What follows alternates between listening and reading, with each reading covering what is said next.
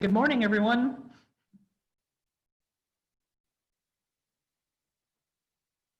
Okay, let's see, Bear Bell.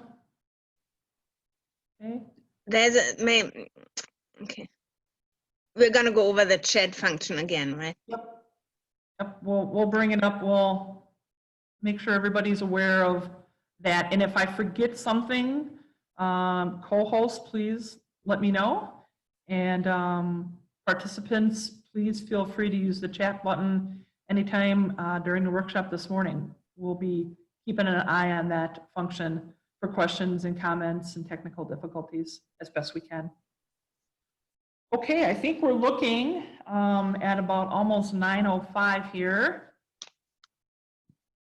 I think we've got one more person coming in, and I think we'll start it up here.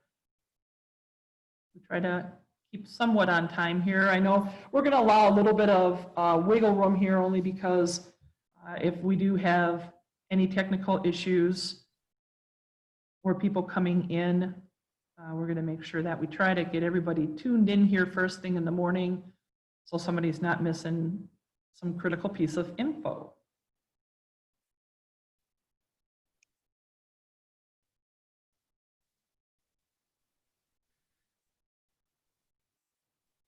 And Bear Bell, how are we doing for numbers?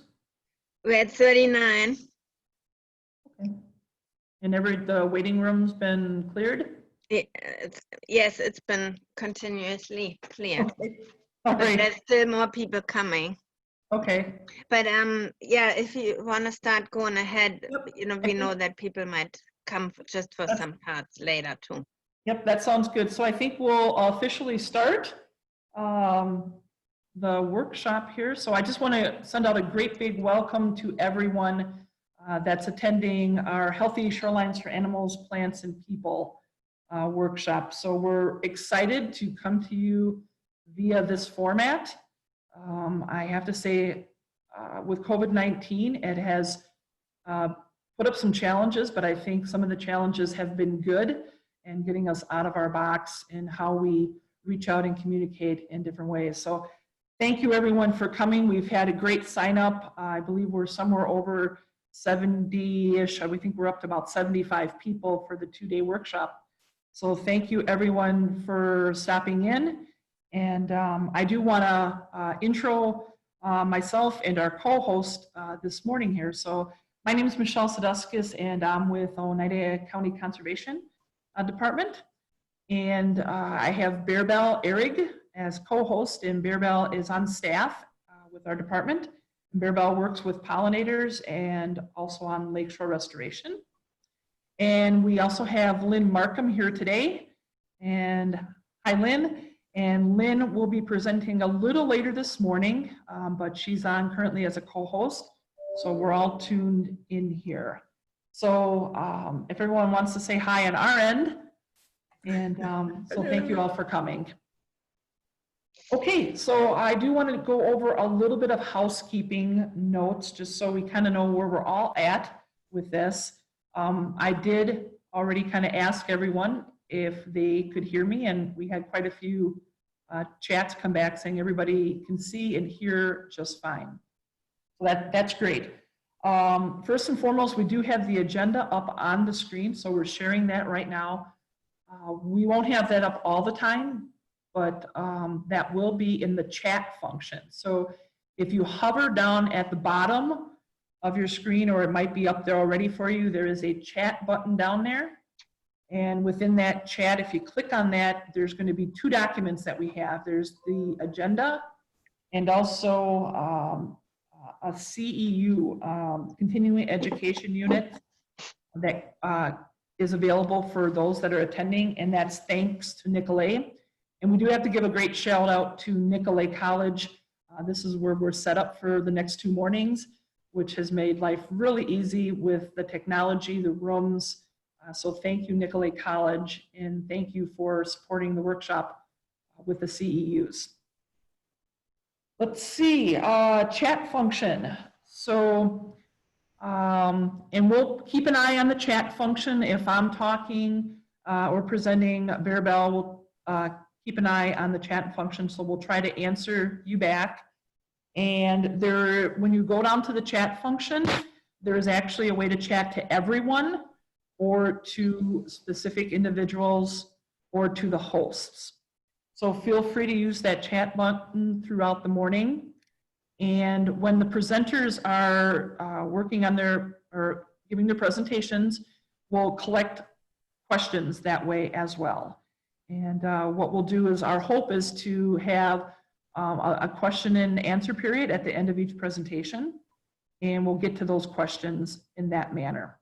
So if everyone, please, if there's a question that comes up 30 seconds in the presentation, type it in the box and we'll get to as many questions as we can at the end of each presentation.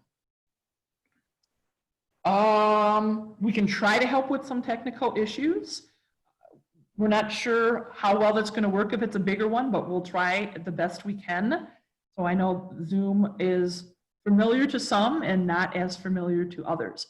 So we want to try to make this really easy for as many people as we can. So for those just putting the canoe paddle into the water here, we'll try to help you through as best we can. And let's see, I'm just working through my notes here.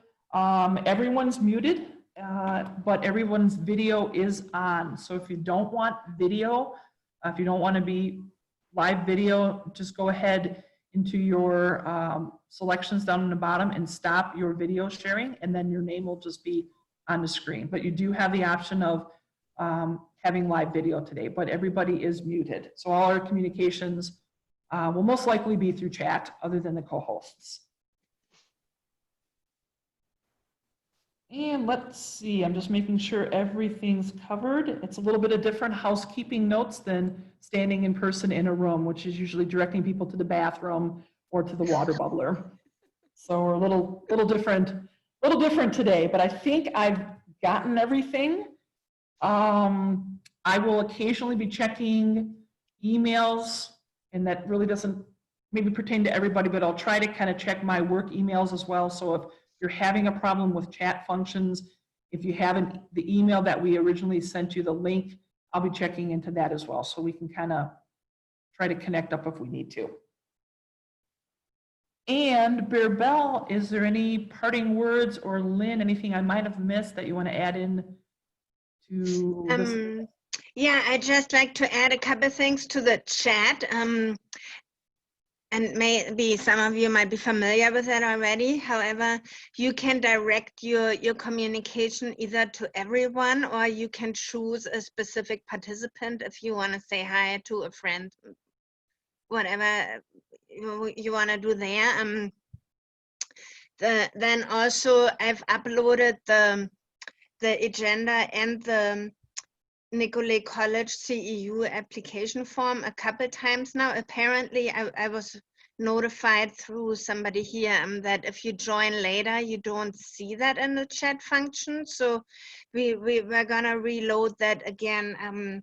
If you are joining late right now and you don't see those documents in your chat function, we will reload them again in the next break. So the Nicolet College is supporting this workshop and recognizing it as continuing education.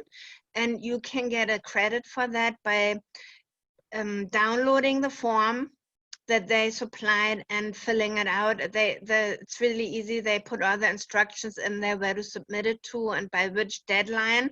So if you would like continuing education credits for the workshop, please take advantage of that. Yeah, that's all I have to add right now. Okay. The one thing I did forget is just to let everyone know we are recording the session this morning and tomorrow's session. And our hope is to, beyond a hope, but we will be posting that on our Oneida County Land and Water Conservation Department YouTube channel. So we will most certainly send a link out to all the participants that registered to let you know that's up on YouTube, and share as much as you would like. So we do want to have this available for everyone if they couldn't hop in at a certain presentation or would like to go back over it a little bit. And I believe what I will, and we'll talk with the presenters to see if they are willing to share their presentations, so where we can have those up on our website as well. And we'll check with each presenter if that's okay. But I think, unless one of the co-hosts has any parting other words, I think we're ready to get going here with our first presentation. So Maribel, I think I'm going to let you take it from here and start up our first presentation of the morning. That sounds great. So first of all, I would like to say, okay, it's not moving forward. It's interesting. I'm going to restart my presentation.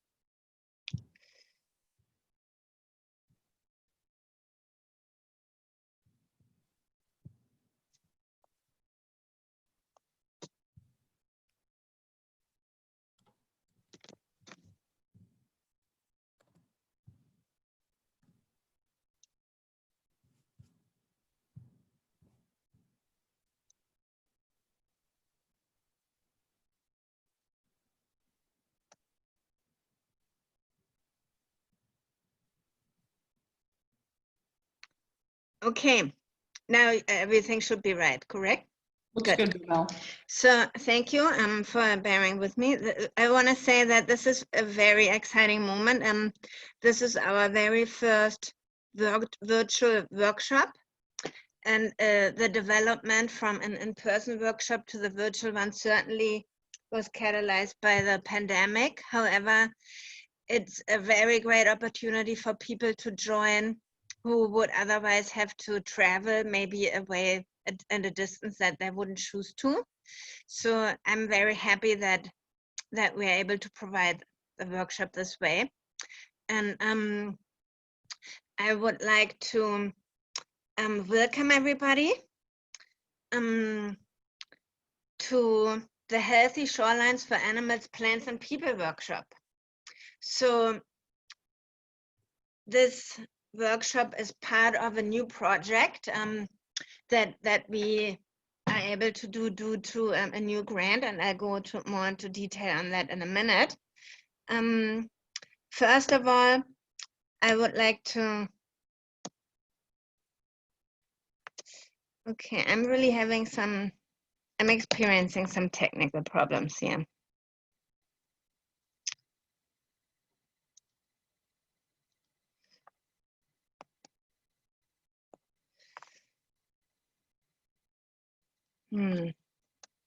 Okay, I think I solved it now. So yeah, first of all, the why. Why are shorelines interesting or an important point in life and for nature, for our life? The big why did we do this project? And really, I'd like to point out that shorelines are very special and have an important role for everyone on this planet, because they provide a transition zone. And transition zones typically are a zone of very high biodiversity, because the species or living beings who live in the transition zone are comfortable on either side. So we have, you see here right now the ducks. They nest on land, however, otherwise they live on the water surface. Then the wood frog here, of course, normally he's more in the water body, however, you see them on land hunting for insects. So that creates a very big meeting point and important transition zone. So what are other important rules from the shorelines? How they're set up, is just imagine, everybody knows shorelines. We have the water surface touching, and we have the groundwater table that is obviously right under the soil matter. So with anything coming in from the land zone, that is a very important buffer zone that will shield the water body from incoming items that may be, or I should say substances, sediments, chemicals, anything that will be filtering through the soil pores and therefore protect the water body. So here are a few other animals that are operating, living and functioning in all of those zones. We know our eagles. They, of course, have a nest up in trees usually. They like to perch in trees. They like to eat up there. And however, especially the bald eagle likes to go hunting in the water. So we got our beavers. They are moving through both zones as they're moving between their dens, up swimming over to wherever they want to go, gnaw on the next tree. And they keep their food supplies in the water as a storage medium. Muskrats also operate easily between both zones.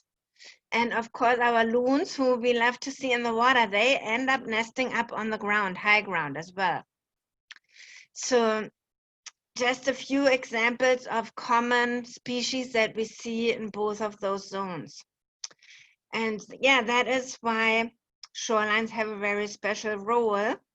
And we were facing a problem because many people were recognizing that there is a need to keep our shorelines in well-functioning manner, and that we have lots of areas in our area, lots of shorelines in our region and area that could use improvement, may that be for storm damage or by personal development.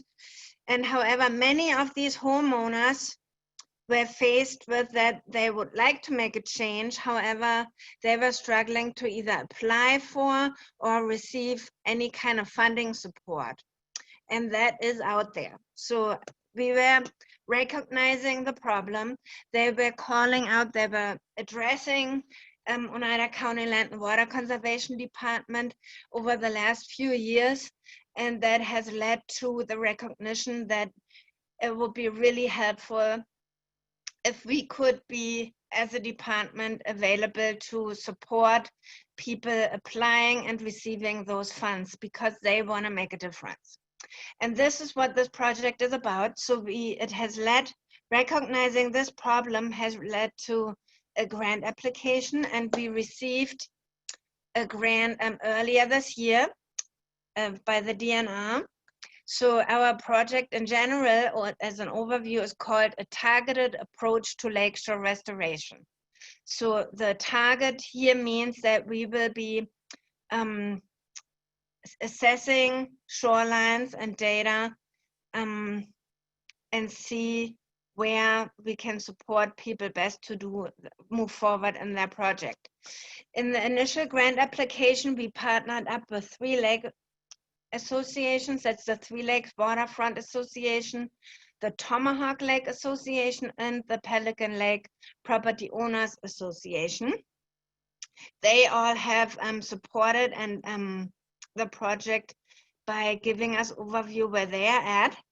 And they are, each of these organizations is in a different moment of where they're at, however, fitting in with the goals. So the goals for this project are to assess shorelines and collect data where there's already been assessment, and that refers to that all of these different lake associations have done different background work already. There's some of them actually have a full management plan developed. So whatever step we need to take, we will identify the priority areas for the shoreline improvement, and then promote the county cost share and healthy lakes and rivers programs. And those are the programs that allow for funding support. And there will be a lot more information about those yet throughout the workshop. And then, of course, the final goal is to have changes on the landscape. So we want to have shoreline improvement projects happening. So this grant was initially intended as a 2-year project. However, with everybody's aware of the changes that are occurring right now with the pandemic, we were delayed and need to modify some of our approach for this year. So we will likely ask for an extension to have this project be successful over 3 years worth of time. Yeah, so each of the partner organizations are in a different step, I already said. However, that especially makes it interesting because, excuse me, we get to see what the assessment project is from the step one, and that we have already started with. We are assessing sites all over the county. And however, we are also always open to anybody. So if you are a private homeowner and you're not associated in any waterfront association, or you are another lake association that is listening right now that we haven't mentioned, and we want to include everybody as much as we can. I want to say that in the last month, we've already started to form additional connections, for example, with the Lake Nokomis organization. And we're excited to see who else is approaching us. There's certainly a lot of interest.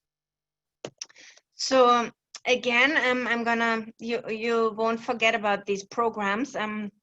We have the county cost share, and that's the Oneida County cost share. However, each of the counties in Wisconsin has a cost share program running. However, the conditions may vary just slightly. So in general, the county cost share programs work through state funds. And here in Oneida County, we can fund up to 50% or a maximum of $8,000, or whichever of the two is less.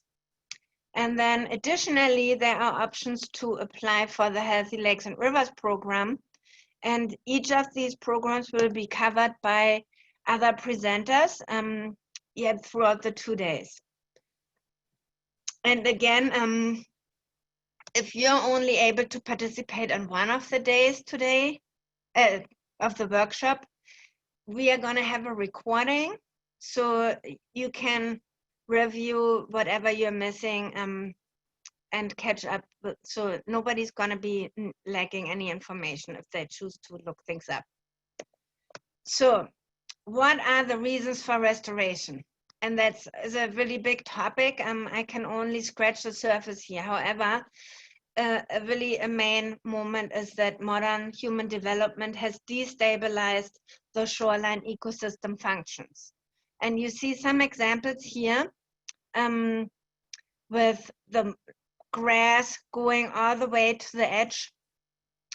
That kind of grass situation is always creating a disadvantage for the stability of the shoreline. People tend to go over it with a lawnmower.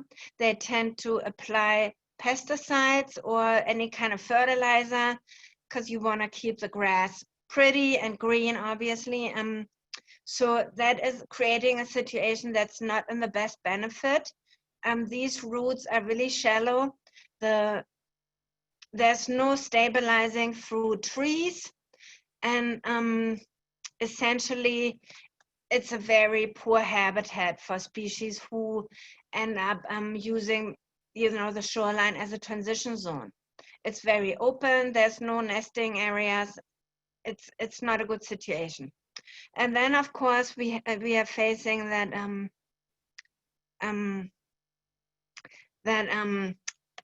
depending on the zoning regulations, some areas in the shorelines will have housing or some kind of human structure right all the way to the edge of the shoreline, which also clearly inhibits the full development of the area as an interesting habitat. Sorry that I guess we have a lot of activity going on and that keeps going on my screen. So yeah, obviously humans play a big role in the need for shoreline restoration. And we have an option to turn that around.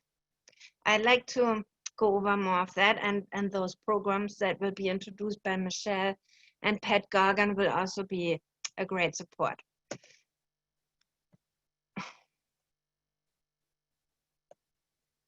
Okay. My screen has frozen.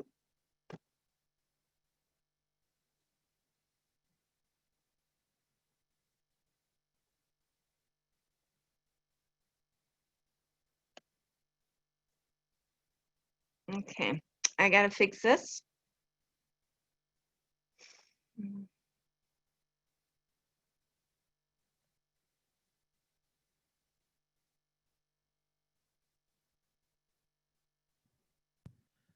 Well, Bear works on that, on the small technical difficulty that we're having.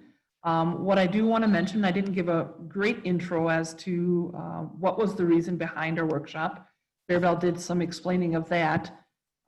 But I also wanted to mention, we wanted to bring together a little bit of the financial end for how and what type of finances are out there and funding for helping lakeshore restoration and river shoreline restoration projects.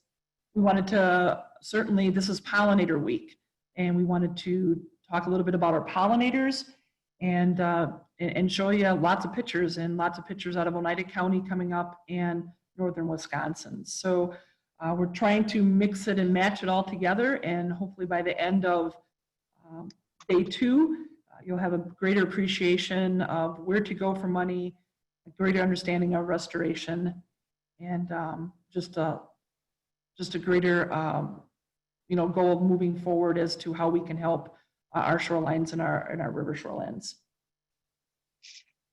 All right, thank you, Michelle. And this is an interesting problem. We have practiced this many times, and this has not occurred, so I'm not sure what's going on. So back to why are we restoring, or what are our goals here? So again, as humans, we have the option to be active and make a change with our shorelines that got damaged, maybe through human development and also, of course, through forces of nature. However, our main goals are, for one, to protect the water quality. And here we see the example with a house and the lawn going right up front. We have runoff coming down, so that'll bring the fertilizer and pesticides that may have been applied in our yard right directly onto the water, since the buffer function is severely influenced. And then here we have the other picture, obviously, that the runoff is very clear there. And so that's bringing lots of sediments or substances into the water body directly. Then we have another main goal, which is to conserve the soil resources. And that means we would like to prevent erosion. We want to stabilize the shoreline to keep it able to do its function of the buffer zone and creating habitat or maintaining habitat. And also we are experiencing a real natural flood prevention with a healthy shoreline. Here are some examples. The lower left picture shows storm damage after the tornado hit over by Pelican Lake last summer. So that got that created a situation where there's probably some more stabilizing necessary. Up here we have a scene on the Wisconsin River, who just through the dynamics of the water force has eroded that shoreline, which is mowed all the way to the edge. Otherwise it probably wouldn't show this erosion pattern. And down here we see a natural bog just essentially creating the sponge function that helps us to have natural flood prevention in the area. We are very blessed here in Oneida County. We have a lot of still intact wetlands, and they really soak up any runoff water. And that's, we experience that with the snow melt. The last few years, there's been an extreme amount of snow. So when that melts, that usually get soaked up in the wetlands, and otherwise it'll lead to flooding. Or of course, some of the heavy water rainfall events, they'll be buffered.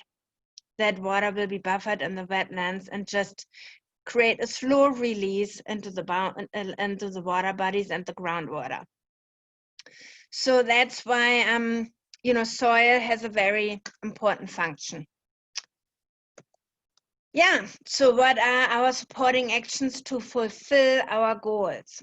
And one is to build and improve healthy habitat, and of course to create a situation where stormwater can be filtered or diverted in order to prevent erosion. So in the lower pictures you see an area that before any kind of shoreline restoration, and then the after. And of course that looks a little bit like a construction zone yet. It's essentially another point of the funding projects. They require certain protective measurements, and that is, for example, a fence for a certain amount of time to prevent deer from feeding on any of the new plantings. And in the upper picture you see some stormwater diversion of the runoff that will be coming down that pathway up the hill, and just to loosen up the ground and diverting it like that will help protect the land mass. So here a little bit more about our healthy habitat. So as you see, it's very diverse. It creates a lot of well, for one, it looks beautiful from the shore and from the water. There's a lot of flowers which will create habitat for pollinators. There is a lot of nesting area. There's hiding spots for birds or other amphibians, reptiles, and it creates a lot of stability to the shorelines, because these native plants tend to have much deeper root systems than horticulture gardens, and also than just the lawn. So here is another idea to that essentially fulfills both of the supporting actions. There's native habitat with flowers, and also a rain garden, which we're looking at. A rain garden is a buffer function to filter runoff stormwater through the rain garden and create a much slower release into the groundwater table. So any kind of substance, chemical that may have been washed off will be guided into the rain garden and then going through the soil filter, essentially.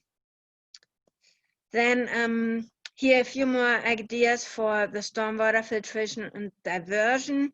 Just the little area next to the parking lot there will filter the runoff water that may contain oil or other fluids from the car, or anything else that humans may spill out on the parking lot, and run that through the little gravel and open soil. So that's an impervious surface, and protect the water and groundwater, the soil and the groundwater.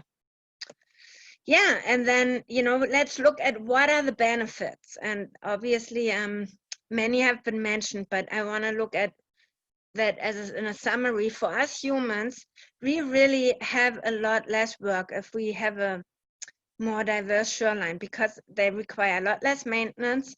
They don't require mowing, because there will be no more buffer zones, and they're less attractive to geese. And I'm pointing that out.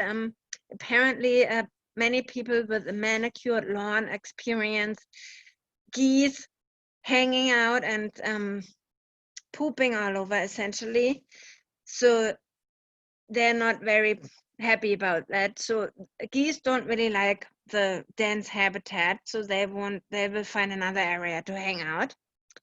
And also on a monetary note, property values go up with a protective shoreline, because they will keep the water quality better, and they will protect the soil.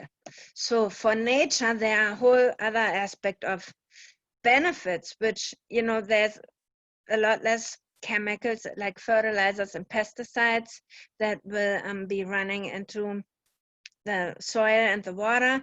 There's a more diverse habitat, the water quality is better, and the stability for the soil is there. So that leaves me to say, let's all restore. I'm happy to have you all here and be interested in the topic. And yeah, now I would love to hear some of your questions or comments on what we've been looking at. And again, if you have questions and haven't done so already, please use the chat function. We are able to read that. Yep. And Bear Bell, you did have, we did have one question come in earlier. I know Pat Goggin did answer that a little bit, but we had a participant ask about, is there an environmentally friendly fertilizer or lawn care technique you recommend? And they also asked, maybe this would be explained in a later presentation. Pat Goggin did share, if everyone would like to check their chat box, the extension has a good organic lawn care fact sheet, and that's perfect. But Bear Bell, I'm not sure if you have any, I'm not sure if you know a lot about the environmentally friendly fertilizer, or if you might be touching on some of that in tomorrow's presentation. Yeah, well, thank you for the question. Yes, there is environmentally friendly fertilizer. One aspect is, you know, a slow release function will obviously just, you know, release the respective nutrients over time, and it'll be directly applied. I'm not familiar how that would work with the grass area. This fertilizer that I'm familiar with is made out of turkey manure and comes in pellets that you essentially put directly at the root ball of plants. For grass, that might look different. So I guess I don't have a very clear answer if the question was directed towards grass. Sorry. No, and I think there might be a few things. I don't have an easy fertilizer answer either. I guess an easy way is less is better, because anything, as Bear Bell mentioned, that we're putting on our lawns eventually is ending up in via the lake or groundwater. So the more gentle that we are, the better. And maybe to check out that lawn care fact sheet. I'm thinking there's probably some pretty good advice on that. We had another comment, question here, I'm sorry. Will there be advice for steep, sandy shoreline erosion problems with trees leaning toward the water? Yes.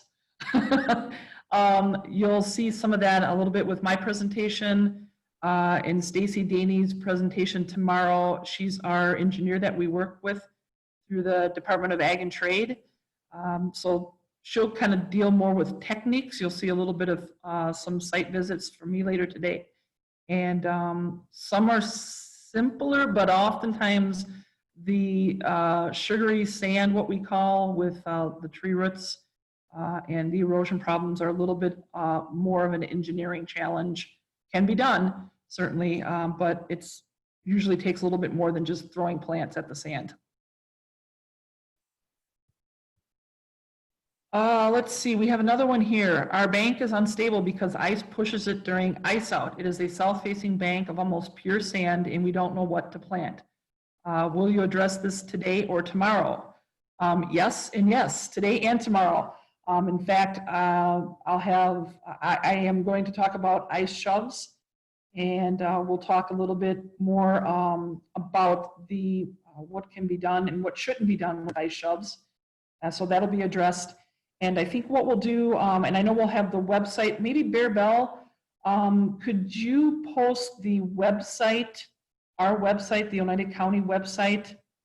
We'll post that in the chat box, and we've got a lot of information up there. We have on the left side, there's tabs. There's a cost share tab.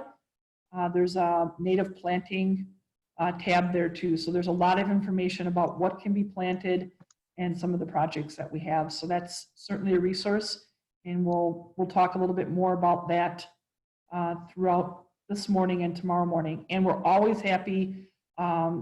Each county has a land and water department. So if you're not in Oneida County, I urge you to call our office. Certainly, I'm happy to talk with you or via email. And if you're not in Oneida County, just urge you to contact your county land and water department. That's what they're there for, to help.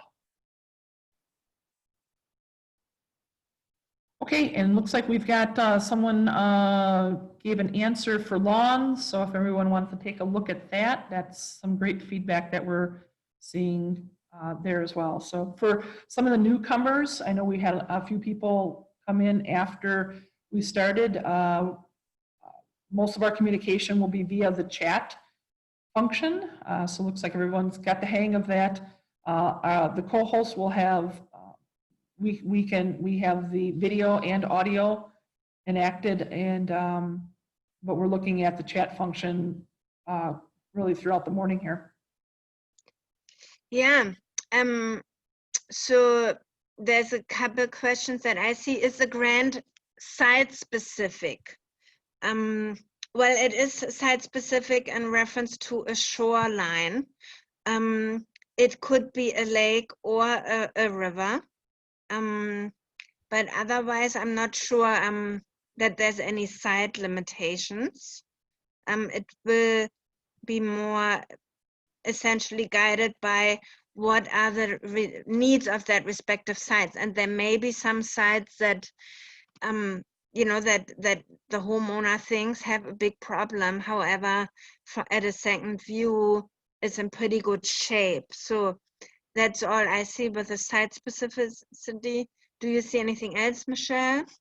The other thing maybe I'm hearing, and we're trying to read into your question here too, is the grant that we received that Bearbell was talking about earlier was able to bring Bearbell on as you know, staff to work on restoration projects. And Oneida County has cost share funds that are directed toward Oneida County shorelines, and most counties around our area in northern Wisconsin also have cost share funds. And the Healthy Lakes Grant is a state funding. So depending on what county you might be in, that may be a little different too. So if it's Oneida County, we certainly have funding to help. Nearby counties do as well. So hopefully we answered that okay for you. Looks like we've got another, where can I buy native plants and how do I find out which ones to plant on my shoreline? Also at our website at oclw.org, we have a contractors list, greenhouse and contractors list that we have. And there's a number of businesses on that list, so you're more than welcome to, you know, peruse that. We don't say any particular place is better than the next, obviously. And there's a number of nurseries in the area that cater to native plants. And another good thing to do is just give a call to the land and water shop in your county, because I know there's some just outside of our county that I know do have native plants, some more so than others. And which ones to plant, I kind of direct you to the website. And I think there are a lot of plant geeks out there, especially at our land and water shops, that really love our plants. And in a phone call or email to any of us, I think you'll walk away with a lot more information that you may need. Yeah, do we have any more questions? Here. We've got one on the bottom there, Bearbell. Yeah. Any advice for boat landing and restoration? Anything that comes to you, Bearbell, or do you want me to Well, take? I guess the question is, are we talking about a public boat landing, or you know, what kind of boat landing is it? There's boat landings that are for non-motorized boats and others for heavy big boats. So I think that will create a very different scenario. Yep. maybe a little bit sure more there is- specification. Yeah, but it's a public landing.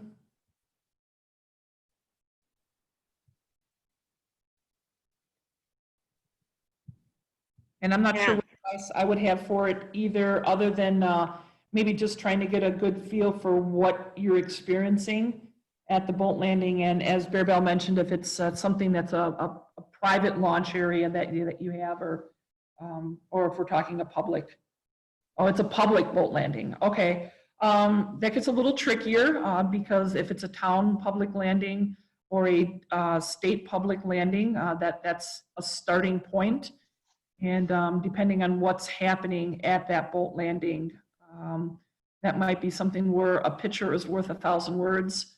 And then we can kind of get you some direction with something like that. So, and I think that question's coming from Linda. So Linda, if you want to maybe touch base with us via,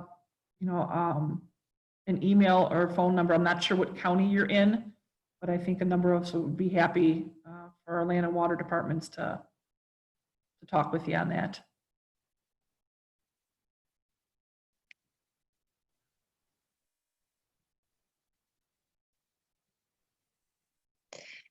Okay, well, again, the native plants question. So on the website, oclw.org, we have a lot of businesses listed. We are actually blessed to have some very nice businesses here in the area for native plants. So, we're hesitant to name any directly because we're under advertisement guidance. However, yes, please go on our website and we have a list there. I'll try to dig that up too here during Lynn's presentation. I'll dig up our contractor list and get that posted in the chat function here. So it may just take me a few minutes to do, but let me see what I could do for getting that up. So it looks like we've got some interest in where we can go for those plants. So I'll try to get at least a start for some of our participants out there. Yeah. Well, are there any more questions? Thank you for all your interest. And I think we got them all. And I think what we'll do too is we'll try to share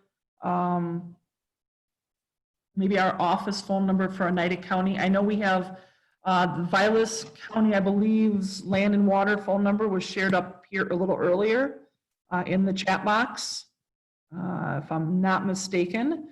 So we'll put our office phone number for Oneida County Land and Water. And I know we've got other counties that are on, other land and water departments that are tuning in.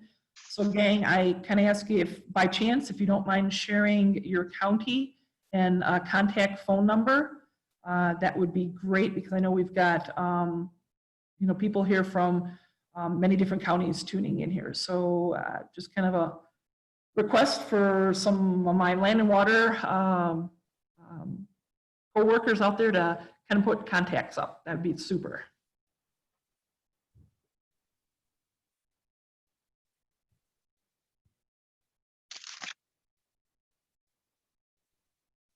Okay, Bear Bell, I think I'm going to let you take it from here. Yeah, so we're gonna move over to the next presentation. I'm stopping my screen share. So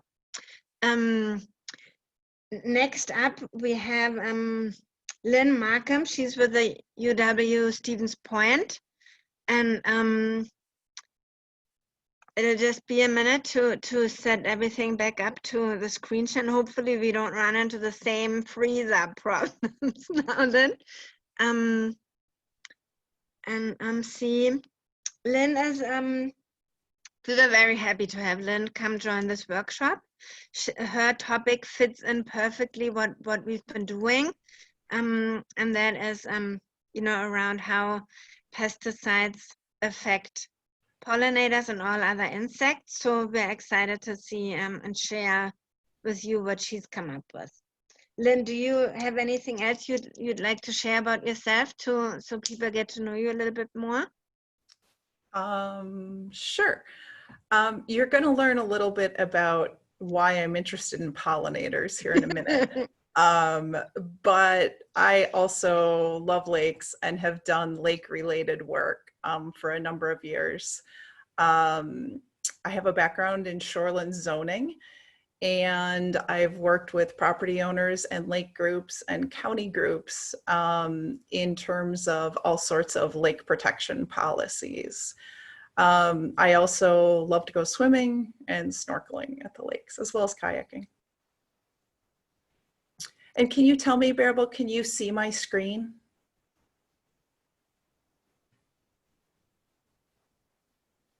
I can't hear you. Yes, now. I see your screen. You see the screen. Okay, great. Should I go ahead and start? Sure. Okay. So the photo you see here is a pollinator, as you probably know. I'm particularly attached to this pollinator. It's one I really hope to see in my yard each spring. So from the picture, do you think that this pollinator has what it needs? Do you think it can live in this area, survive in this area well? Any ideas? And I know you can't talk, but so there are things we can see in this photo and other things that we can't tell. Clearly, the bumblebee has flowers to get nectar from right now. So it has food, but there's a lot we can't tell. We can't tell if it's going to have food tomorrow. We don't know how many blossoms there are and if they're the types of blossoms that this bumblebee needs. We also can't tell from looking at the flowers whether pesticides were applied to this flower or other plants nearby. If this pollinator does have everything it needs, it's likely that people and wildlife will benefit too. I have 50 blueberry bushes in my yard, and if we have enough bumblebees and other pollinators, then we get lots of blueberries to eat. And most of those blueberries often never make it into the house. They're eaten right out by the blueberry bushes. And I could pretend that my enjoyment of the pollinators is all about blueberries, but it's really not. I totally enjoy watching bumblebees and the other bees. They're beautiful, they're fascinating, and I watch the bumblebees and other bees like some people watch birds. If the bumblebees don't show up, we might not get blueberries. So each spring I wait and I hope, and I keep the fence around the blueberries closed so the deer don't eat the blueberry bushes. Did you see this change in the slides? Okay, great. I also think and read about new native plants that I can add to the blueberry patches to feed the bees from spring through fall. So far I've added spiderwort that you see here, bergamot, purple prairie clover, and some asters. I don't spray pesticides on my blueberry bushes or anywhere else in my yard. Our blueberry patch used to hum with bumblebees when they were in bloom. And the past couple of years, I've only had about 3 bumblebees, as well as some smaller native bees that come to my yard in the spring. They work for weeks pollinating my blueberries. When I stopped this spring to watch, one of those bumblebees, I'm sorry, I'm having issues here. Okay. I realized that the bumblebees are crazy hard workers. They just go from flower to flower to flower. So far, my kids and I have lots of blueberries to eat. I do my best to nurture the bees so they'll survive and stick around. And I'm excited to be a part of today's workshop and share what I've learned about pollinators with you. And I hope that you'll share your experiences with me. Working together is how we can best help our pollinators and our communities. I also want to say up front that I'm happy to talk more about pollinators in the future and pesticides, either one-on-one with you or talking with a group that you're a part of. And I sent Bearable a workshop handout that has my contact information on it. I can also share it at the end.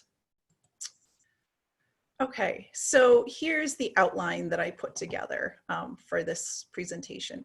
First, I'll talk a little bit about pollinators, then about pesticides, then the specifics of how do pesticides affect pollinators, and what we can do about it.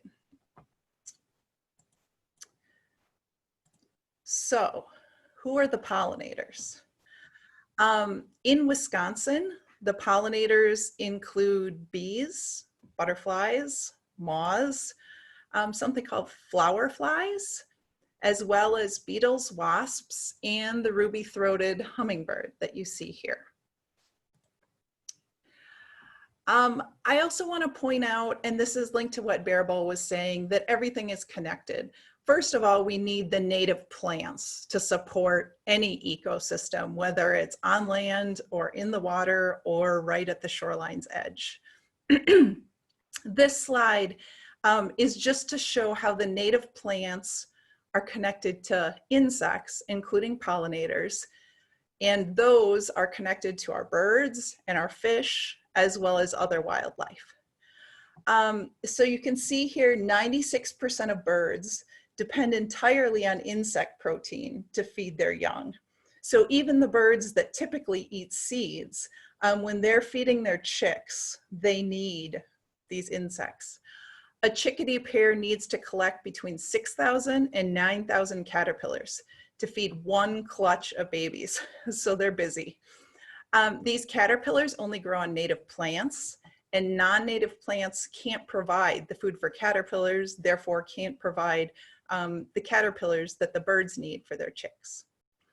You can see here on the right, up to 40% of freshwater fish protein comes from insects dropped into the water from native plants. So from our trees and from our native forbs on land to drop into the water to feed the fish. If I forward here one, maybe some of you have heard of Doug Tallamy. He's an entomology professor. He studies insects at Delaware. And these are some of his findings in terms of, these are the woody plants, the trees and shrubs, and then the non-woody plants or herbaceous plants that support the highest number of butterfly and moth species shown here.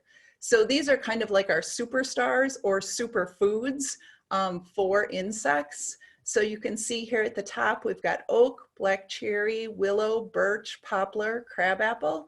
And then the non-woody plants, goldenrod, asters, sunflower, joe pye, morning glories, and sedges. So these support the most species of butterflies and moths that we have out there.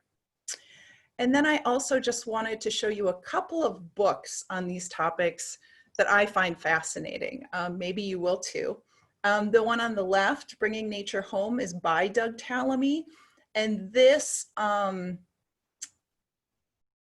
does a nice job of explaining the link between native plants and the butterflies and moths, and then the next step, how they and their caterpillars feed birds. So that's what this one is about. And then I recently discovered this book, Pollinators of Native Plants, written by a woman from Minnesota. And I think this one is really fun too. You look up a native plant that you might be interested in, and it tells you and shows you which type of pollinators that plant will attract or could attract. So I think this is a fun one too. I'm looking at this and deciding what to add to my yard next. Okay.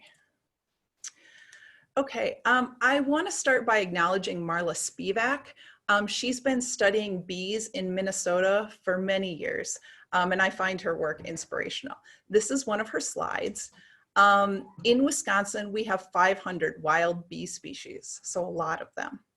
All of them are pollinators, and all of them are beneficial. Bees have co-evolved with flowers.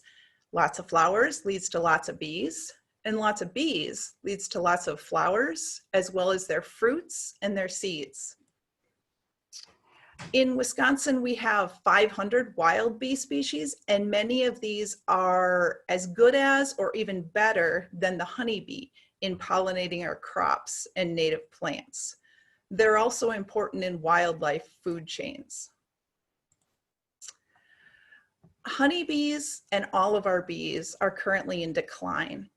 This diagram is specific for honeybees because they're the most studied. And what Marla has found is there are 4 things causing bee decline. First, bees are subject to a lot of pathogens and parasites. Second, bees run into a lot of pesticides. And the circle down here on the bottom, the poor nutrition, in some places, bees have poor nutrition due to a lack of habitat. And we're going to look at a few examples in a minute. By providing bees with better nutrition, this will really help bees deal with the other problems that they encounter, the pathogens and parasites, as well as the pesticides. I just wanted to show a few photos of some of our endangered, threatened, and special concern pollinators in Wisconsin. We've got the rusty patched bumblebee, the monarch, the Karner blue butterfly that loves the sandy soils and the lupin, and the regal fritillary. So just a few of them that are there. Okay, so now let's look at this from a pollinator perspective. If you were a pollinator, maybe a bumblebee, maybe a monarch, could you survive in this landscape? Unfortunately, this is what some of our residential areas look like. And this isn't good habitat for any pollinators because there are no flowers. It's really not good habitat for much in terms of wildlife, except maybe Canada geese. So the question becomes, how can we make areas like this more hospitable to pollinators? In contrast, if you were a pollinator, this looks like a pretty good landscape. There are many different types of native plants. And it's also good to think about providing a diversity of plants that bloom throughout the season. This is a late fall photo right before the monarchs left to fly to Mexico. But what did it look like in June when the monarchs first showed up? Did they have what they needed then? We want to provide this throughout. And in addition to the flowering plants like you see here, we've also learned that honeybees and possibly other bees need medicinal plant resins inside their hives. This is their medicine. It keeps them healthy. It's called propolis within the hive. And in Minnesota and Wisconsin, these medicinal plant resins come mostly from the cottonwoods and the poplar trees. So the diversity in the landscape, besides just the flowering plants, also having a variety of trees is valuable. Okay, so I think you can guess what topic we're moving on to now. Pesticides. This is a common sight in our stores, the lawn and garden aisle, which is often the pesticide aisle and doesn't have a lot of the information we're talking about today, alternatives to pesticides. In the US alone, we have more than 1,000 registered pesticide ingredients and 25,000 different pesticide products on the market. There are 3 main groups of pesticides. The first group is insecticides meant to kill insects. So they're meant to deal with a target insect, a pest, but they can be harmful or fatal to bees and other beneficial insects that might eat the pest insects if they survive. A second class of pesticide is called fungicides, and they can harm bee nutrition by harming the bee's guts. Just like we have a microbiome, bees do too. And when honeybees were exposed to a fungicide that's used on nearly all of our potato fields in Wisconsin, the bees had an increased risk of developing a gut infection. The third type of pesticides are herbicides. These kill plants. We oftentimes call them weeds, but they can kill the flowers that are in or around the fields that provide nectar and pollen for bees, and the same in our yards. Okay, so ideally, pesticides would only target the pest and then break down into harmless substances. But the question is, where do they really go? What happens after we spray them? Some pesticides go into the people who apply the pesticides. We also have learned that people who live within a few miles of where pesticides are applied have higher levels of pesticides in their bodies. Some pesticides bind to soil and get tracked into the homes when people walk inside. Some pesticides are in the air, and they've been found to drift for miles if there's dust in the air or it's slightly windy. And some pesticides go into the plants that become food for pollinators, that become food for people. And once they're into the plants and or the insects, they're going to move throughout the food web. Pesticides can also get into our water, which can be runoff that goes into lakes and streams. It can also soak down through the soil and become part of our drinking water. The most recent statewide study in Wisconsin of drinking water found pesticides in 42% of private wells. That's up from 33% a few years earlier. So basically, once pesticides are applied, we can't contain them. They go everywhere. I wanted to show you how the pesticides that are being used has changed over time. Here you can see the different types of insecticides meant to kill insects that we've used over time. We began using DDT as an insecticide in the 1940s. Due to evidence that it harmed eagles and songbirds, it was banned 30 years later in Wisconsin in 1970. And you can see we've moved through 3 different classes of insecticides since 1990. Currently, neonicotinoids are the insecticides used in the greatest quantity, although we still have widespread use of pyrethroids too. As shown in the graph, neonic use has increased greatly from 2000 up to 2015. And a question about any pesticide is, what effects does it have on our non-target organisms? With our current regulatory system, it often takes 10 years, sometimes more, to fully answer that question. In the meantime, the pesticide manufacturers are looking for approval of new pesticides each year. Here we've got some examples of the neonicotinoids, sometimes called neonics, and things they've been in the news for. They've been implicated in colony collapse disorder in honeybees. They're one of many factors. And this first started showing up about 2006. It's different from the effects of other pesticides where beekeepers would find a bunch of dead bees outside their hives. In the case of colony collapse, the worker bees just disappeared. They left the hive and never came back. Neonics also have risks for other pollinators, bumblebees, native bees, as well as butterflies.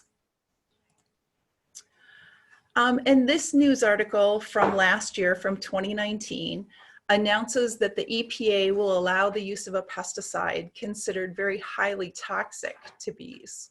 The first sentence in this article reads, "The EPA approved broad new applications for a controversial insecticide, despite objections from environmental groups and from beekeepers who say it is among the compounds responsible for eviscerating the nation's bee populations. This pesticide is an insecticide and it's called sulfoxaflor." Pesticides lose their effectiveness over time as the pests develop resistance.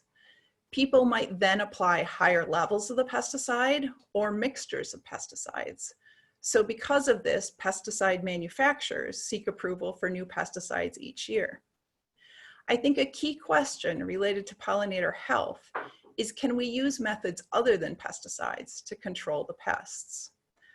We've done that in the past before pesticide use became widespread, and some farmers and homeowners do it today. Okay, so I sometimes feel like the different classes of pesticides becomes like an alphabet soup.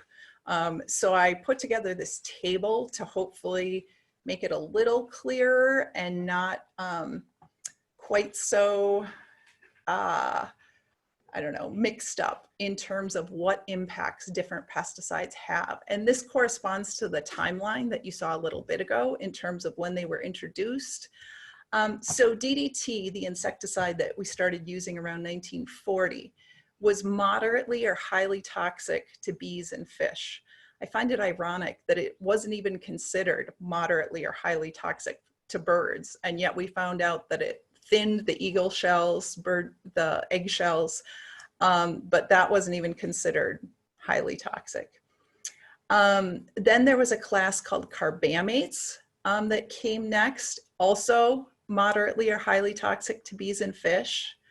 Organophosphates came, toxic to all three, pyrethroids, and then today we have neonicotinoids, and this is the newest one that was just mentioned, the sulfoxaflor. What you can see, unfortunately, is it's consistent that these insecticides are moderately or highly toxic to bees. Okay. In recent years in my area, I've seen more and more signs along the road and flyers that come in the mail from companies offering chemical mosquito control. Have you seen these sorts of signs in your area or flyers? I see some people nodding yes. Okay. So they treat for mosquitoes using a couple of different methods. One is some companies spray plants, and then when mosquitoes land on those plants, it kills the mosquito. And other companies use fine sprays, tiny droplets that stay in the air for a while and kill mosquitoes on contact as they're flying around. This research study of many different types of pesticides found that a gram of any of these pesticides was enough to kill 500,000 bees. And 1 gram is about the weight of a paper clip. So it takes very little to kill a lot of bees. This is Karen Oberhauser. She worked at University of Minnesota for quite a number of years, and she's now the head of the Madison Arboretum. She looked at the impacts of spraying yards for mosquitoes, and I should say Karen's expertise is in monarch butterflies, as shown here. She's also looked at fireflies. She found that the pyrethroids used to kill mosquitoes also kill fireflies, butterflies, and bees. Specifically, her research found that many monarch caterpillars died after they were fed milkweed leaves that were treated with a pyrethroid, a mosquito control chemical, even if the leaves were sprayed 3 weeks earlier. So it sticks around for a while and can still kill the monarchs 3 weeks later. I also wanted to mention that I checked with an entomology professor, an insect professor out at Cornell about when you spray for mosquitoes, how does that impact purple loosestrife beetles? And what he saw was dramatic die-offs of the purple loosestrife beetles when county health departments sprayed for mosquitoes in 2 different areas. In both places, the thriving populations of the beetles disappeared, and it took 5 to 10 years for them to recover. Okay, this is a question that I was asked after I gave a similar presentation last week, and I thought it was a great question, so I wanted to share it with you and what I found related to this question. Some mosquito squads or mosquito control companies claim they can offer an organic spray that contains chrysanthemum oil that isn't harmful to other insects. So the question was, are these claimed organic sprays truly safe for pollinators, dragonflies, birds, fish, children, and pets? So here's the USDA organic, US Department of Ag organic certification. And this organic certification only applies to food. There are no certifications or definitions for the term organic in terms of lawn and garden products. So that means that anyone can tell you that their lawn or garden product is organic, but there's no definition as to what that means. Only for food is there. To know if a spray or a contractor that's going to use some sort of treatment is safe, you need to get a full list of the ingredients. Chrysanthemum oil is also called pyrethrin. So I looked up pyrethrin at the National Pesticide Information Center, which is based at Oregon State University. This National Pesticide Information Center has easy to read fact sheets online, and their website is listed in my handout. I'm gonna hope I can just share their website here with the pyrethrin so you can see it. Does that show up? Can you see the pyrethrin fact sheet? Okay, I think It's so. visible then. Thank you. Okay, so this is what their fact sheets look like. You can look up any pesticide, and for most of them, you will find a fact sheet. So it says, what are pyrethrins? What products contain them? How do they work? How could you be exposed? What are symptoms? What happens when they go into the body? Can they cause cancer? Do they have other health effects? And then what happens to pyrethrins in the environment? And right here, specifically, how do they affect birds, fish, or other wildlife? So here's the information about this chrysanthemum oil or pyrethrin. They're practically non-toxic to birds, but they're highly toxic to honeybees. However, some of the risk to pollinators is limited by their slight repellent activity and rapid breakdown. Pyrethrins are also highly to very highly toxic to fish. And then it goes on talking about how they're toxic to fish and other aquatic, also aquatic insects, which is food for fish and birds.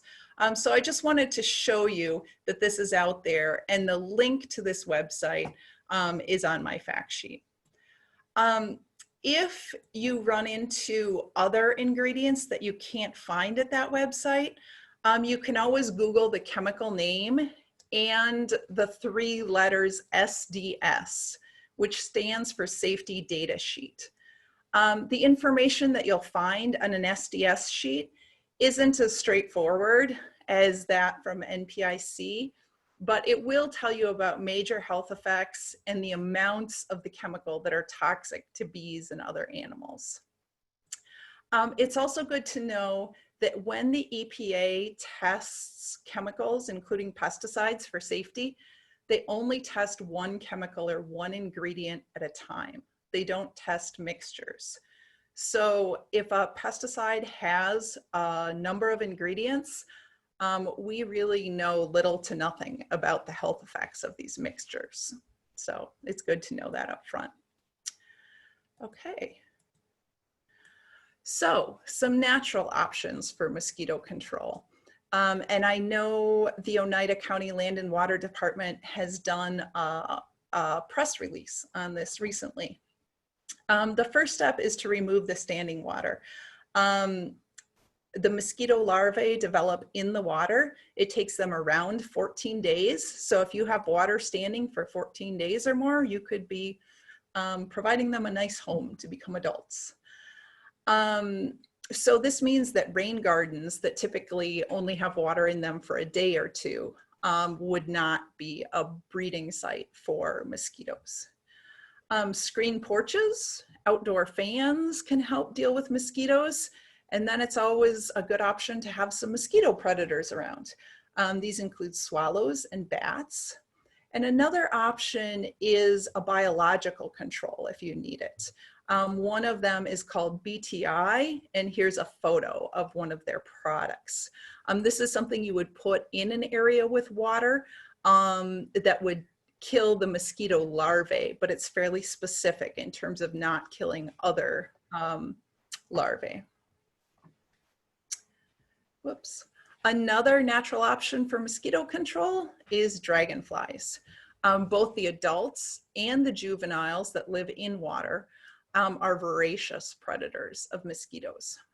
The adults eat anything that's flying nearby, flies, mosquitoes, and more.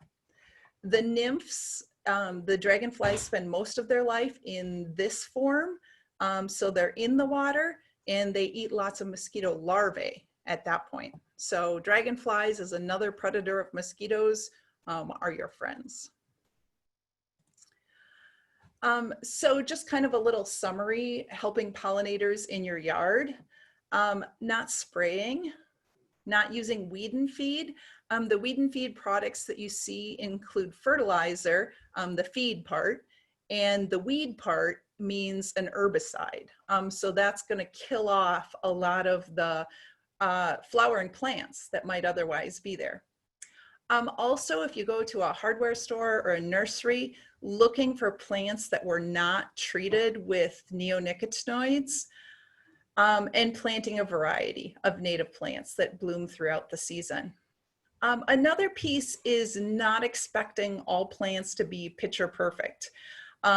In order to find the monarch caterpillars, my daughter is into this, is always looking on the milkweed in our area. If she sees some chewed milkweed leaves, that's a good sign. It means there may be a caterpillar nearby. If we don't accept any chewing on our plants, well, that means that the insects aren't getting any food, which means the birds aren't getting the food that they need as well to raise the chickadees and other nestlings. There's also a brand new app that just came out in Wisconsin. This is honestly the second app I've ever used, and I think it's really fun. So if you're into this sort of thing, it's called Weebee, W-I-B-E-E. It's from University of Madison. It's called the Gratone Lab that specializes in bees. It's very easy to use. They have a YouTube video that gives you instruction on how to use it. They have a couple of quizzes you can practice on. You're not identifying bees by species, but just by main groups. Bumblebees, honeybees, large other bees, small dark bees, non-bees, and I think this one is maybe flies. It's really kind of a fun app. It helps you learn more about bees and just gives you a nice excuse to sit out there and watch for a few minutes. And it can answer the question, two questions really. One is, how do the number of bees and the types of bees you have in your area compare to those in other parts of the state or other people in your area? And the second one is, it was also developed for farmers to answer the question of, do you have enough bees to fully pollinate your crop, or would you benefit from bringing in honeybees or trying to attract more native bees to pollinate your crop? Okay, a little bit about pesticide use on Wisconsin crops. Our most recent data, and this has remained consistent over a number of years, says that per year on our ag crops in Wisconsin, there are about 13 million pounds of pesticides applied. That works out to about 2 pounds per person for each person in Wisconsin. By comparison, our annual pesticide use on turf is around 1 million pounds, so about 10-fold less. The other thing to keep in mind is, while this is less, on a per acre basis, it can be more. They found that in residential areas, some property owners are applying a lot more pesticides per acre than is applied to farm fields. So which crops are these pesticides applied to? Well, our #1 crops in terms of acres are field corn, hay, and soybeans. We don't have recent data on the hay, but typically it's low levels applied to hay and other pasture crops. But most of the pesticides in Wisconsin are applied to field corn and soybeans. Actually 90% of the total pesticide use in Wisconsin. Nearly 90% of our field corn goes for livestock feed for meat and dairy products, or for ethanol, that's vehicle fuel. So most of the pesticides used in Wisconsin are to support these products. So I think a question is this what we want to support? Do we want to buy these products that drive this pesticide use? Choosing a plant-based diet or a more plant-based diet results in less pesticide use for growing our food. Now I want to talk specifically about neonics. These are systemic pesticides that spread through the entire plant, including the nectar and the pollen. The neonics are lethal to insects, including essential pollinators. About 10% of the neonic is absorbed from a coated seed and goes throughout the plant. And that leaves 90% that spreads throughout the environment into the air, the soil, and the water. Here are a couple of perspectives from Wisconsin farmers, what they said in a recent article. And you'll see they're very different. A southern Wisconsin farmer who farms 4,000 acres of corn and soybeans said he's willing to spend a few extra dollars per acre for the neonic coated corn seed to protect his corn from pests because grain prices have collapsed and our profit margin doesn't allow us much wiggle room. Cutworms can kill off 40 to 80% of seedlings. Then there are wireworms and all kinds of pests. Another farmer from Wisconsin, from southern Wisconsin, who's also a beekeeper and farms 216 acres, says neonics have allowed people to ignore good agronomic processes. We don't have to rotate crops anymore. We just kill everything off with neonics. If we make conservation crop rotation, growing different crops on each field each year, a big push in Wisconsin, so farmers don't have the pest and disease problems they're currently trying to solve with neonics, that would be a big help. Here's the map of the US. Starting in the year 2000, neonic coated corn and soybean seeds became more common. So this is what use looked like in 2003. There was no use in the US. And then 2014 looked like this. This was the use of neonic, mostly treated seeds in 2014. We also have something going on here. In 2015, the US Department of Ag stopped collecting data on the amount of pesticides that was used on treated seed. So the last few years, we don't know how much was used on treated seed. So there's a recent study that came out looking at how has the toxic load for honeybees changed over time. So this goes from 1997 to 2012. And this is for the northern US states, including Wisconsin. So the toxic load for bees in terms of what they eat has gone up 300%. This increase was likely due to a large increase in neonic treated corn and soybean seeds. And the toxic load to bees has increased even more in Iowa, Illinois, and Indiana, which each have more acres in corn and soy.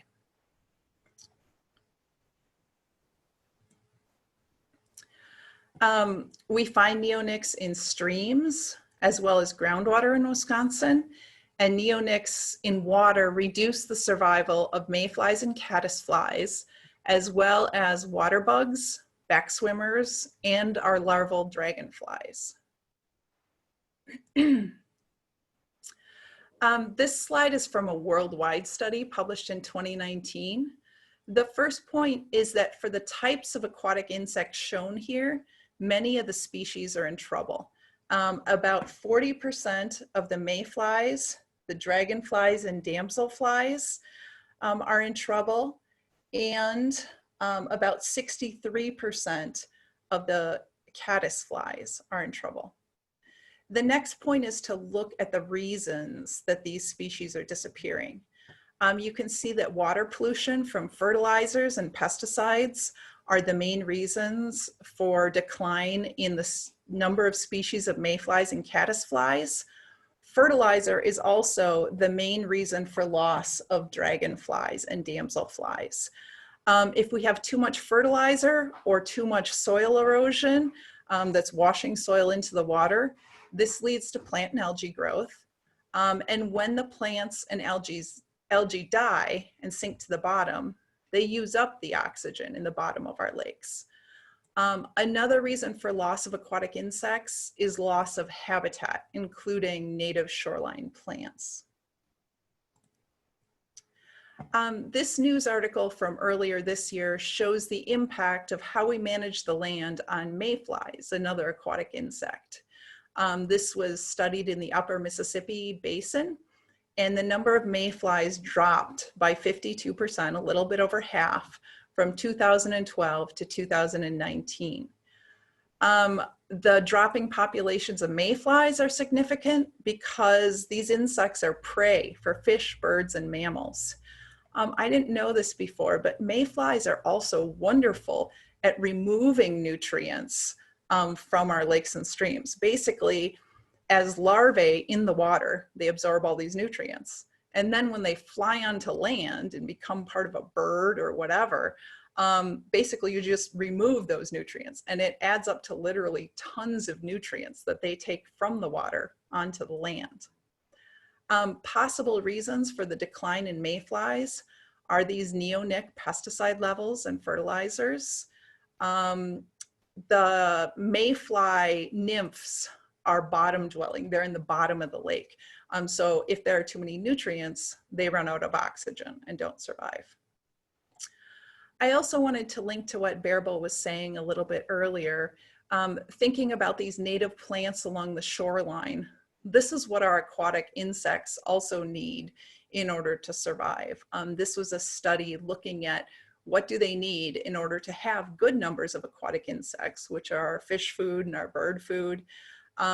So they need native plants along the shoreline, not the hard surfaces along the shoreline, minimizing the nutrients and the silt entering the lake. The reason that you need to minimize the silt or erosion happening is they need a diversity of substrates, bottom types in lakes. Different aquatic insects need different bottom types. And some of the nymphs can't survive if it's all silted in. They need areas with good oxygen down on the bottom. Also, they need areas with soft shorelines, not seawalls, riprap, or bridges and culverts. And they need the aquatic plants. I'm going to keep this slide short, but I just wanted to point out this new study that found that neonics reduce both the aquatic insect and zooplankton growth within a lake, and that can cause large decreases in fish harvests in some species. So it's just another example of everything's connected. These are the smelt that were studied in this situation. If we look at a lake food pyramid, I just wanted to show where different types of pesticides have an impact. The neonics and other insecticides are going to kill our aquatic insects and other invertebrates. So this layer, basically the fish food, and our herbicides, when they wash into the lake, are going to impact this bottom layer of plants and algae, which are food for the aquatic insects and invertebrates, which are food for the fish. We also have evidence now, I saw at least 3 studies that show that eating neonics at levels found in the fields that use treated seed resulted in reduced feeding, reduced accumulation of body mass and fat stores, which led to birds leaving later for migration. When they're delayed for migration, that can reduce their survival in migrating, and also how successful they are at reproducing. So it can affect the population overall. And now I want to switch back to different crops grown in Wisconsin and how much pesticide the farmers report applying. This is data that came from the National Ag Statistics Survey. So you can see a number of crops have low levels of pesticide applied to them. Cabbage, oats, green peas are all less than 1 pound per acre per year. Then you get into sweet corn, as well as soybeans are about 1 pound per acre per year. This is field corn at 2, snap beans at 3. And then the highest number of pounds per acre is applied to the 3 here: onions, carrots, and potatoes. We don't have recent data for Wisconsin for pesticide application to cranberries, apples, or cherries, our fruits. So what can we do? These are some ideas related to the food side of things. I'm guessing most people are from this part of the state. I just wanted to show the Farm Fresh atlases for the two northern and northwest parts of the state. These are the areas covered, and these are what the fronts look like. I think that these would be available at the land conservation offices, or they could tell you where to find them. These are the 2019 versions, so it's possible that there's a 2020 version that looks a little bit different. But this tells you about the farms that are there, what crops they grow, and what their growing practices are, how they grow them. If you have the opportunity to talk with farmers and you want to support people who minimize pesticide use, here are some different questions you can ask them. How do they control weeds and insects in their fields? Do they spray or use coated seeds? If so, what pesticides are they using? Do they have any pollinator habitat or beneficial insect habitat on their farm? Quite a few farmers do now. This might include prairie areas, wooded areas, fence lines, and are they certified organic? And I think this is really most helpful.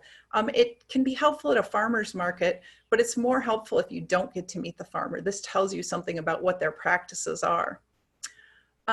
If they're organic, that means their crops are grown without synthetic or man-made pesticides. If either a farmer or a product, it could be, you know, a box of crackers at the store, says it's natural, it's important to know that there's no definition for natural. So that's just a marketing term. You can consider buying unsprayed or organic food or growing your own. Organic food sales are growing quickly in the US. They topped $50 billion last year. A recent survey, 82% of US households said they purchase some organic food on a regular basis.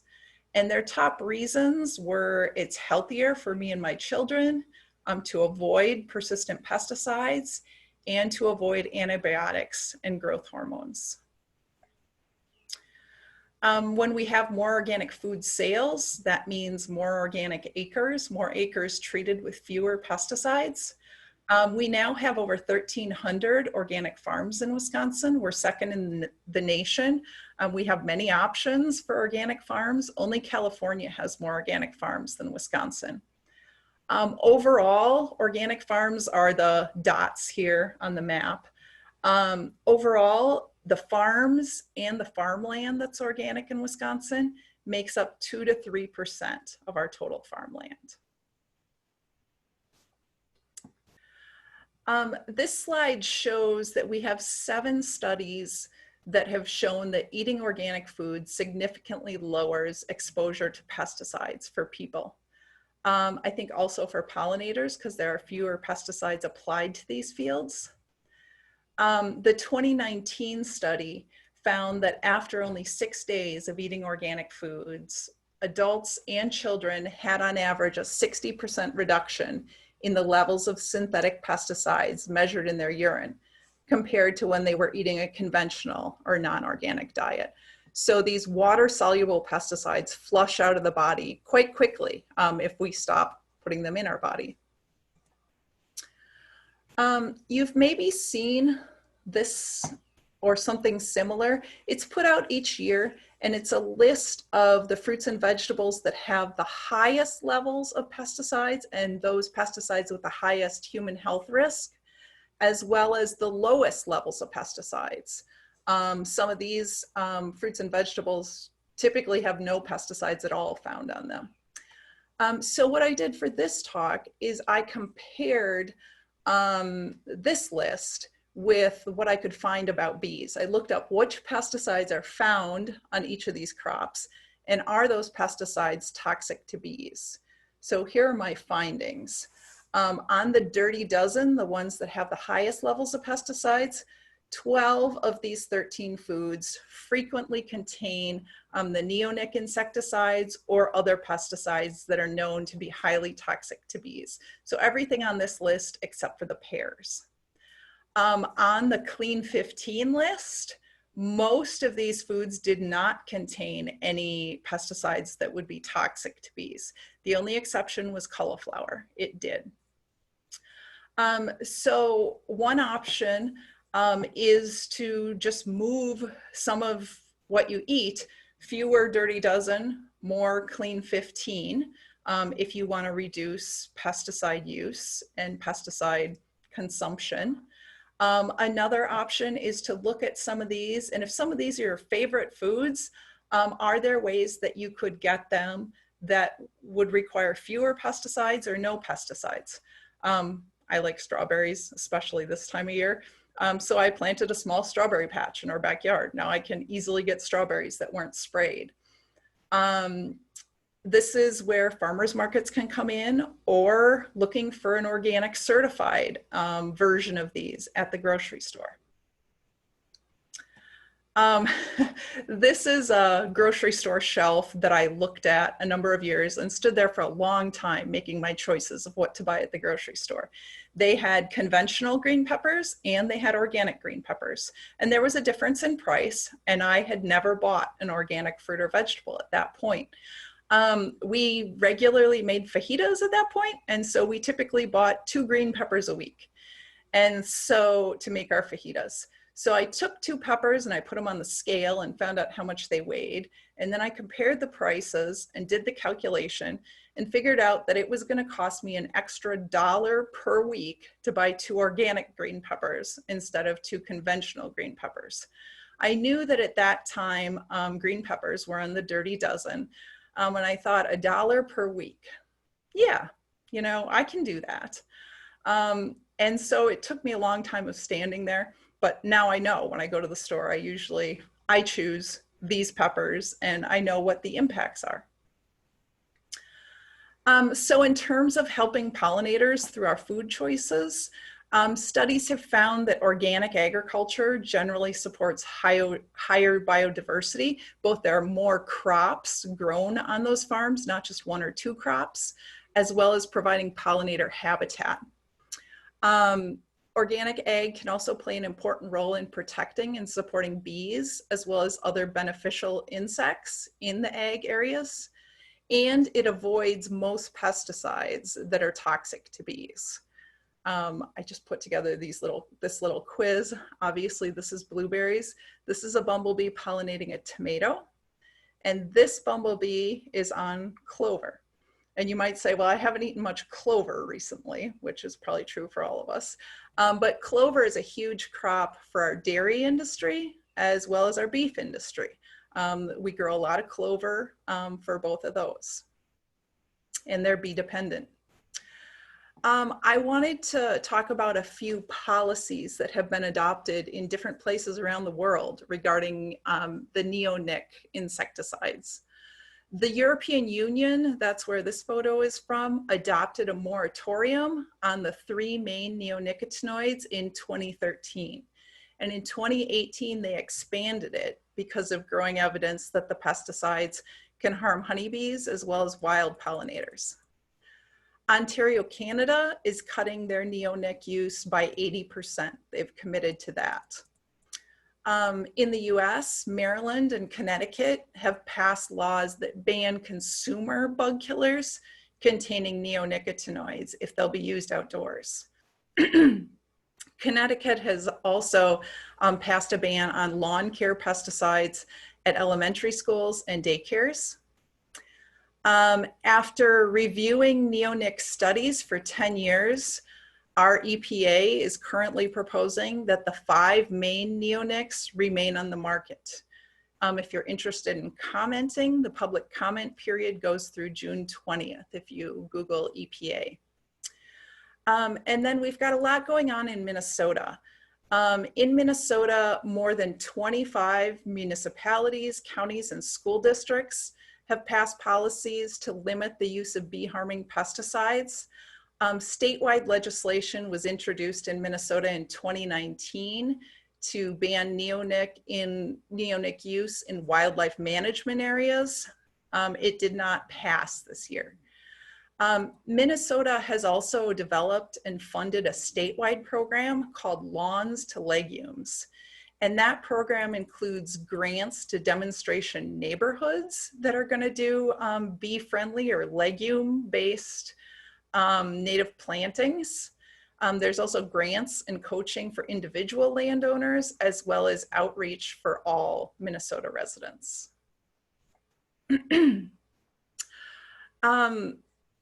While communities in Wisconsin can't ban pesticide use throughout their community due to a state preemption law that also applies in Minnesota, a number do limit pesticide use on public lands. A couple of examples are Douglas County and the village of Shorewood. Other options for helping pollinators in our communities are to diversify the landscape. When we have good pollinator nutrition, it leads to stronger immune systems and stronger detoxification systems for pollinators.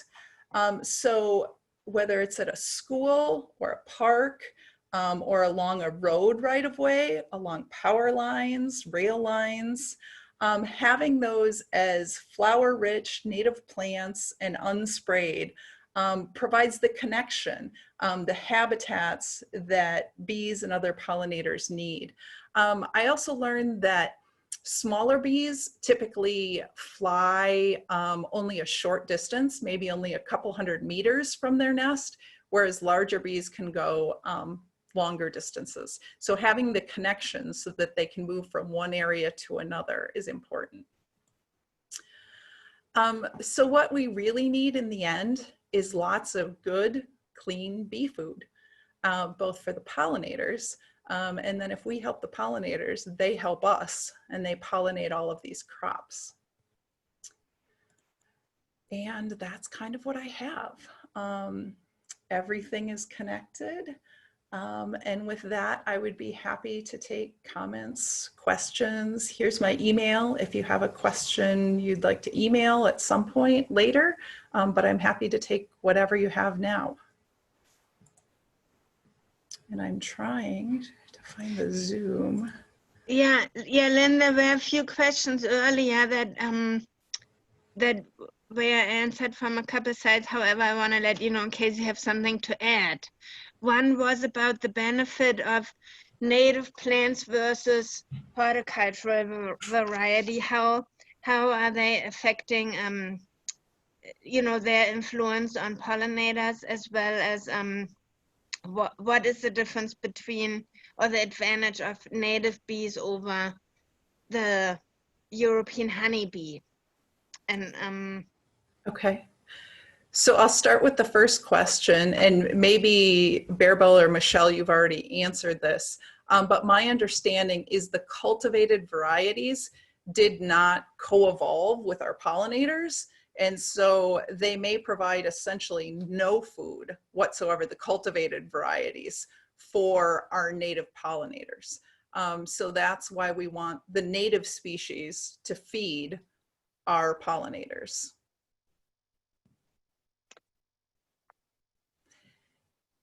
In terms of honeybees and native bees, I don't know a lot about that topic, but what I have read is that the honeybees, because they're also after nectar and pollen, the same thing that our native bees are after, there can be some competition between the two.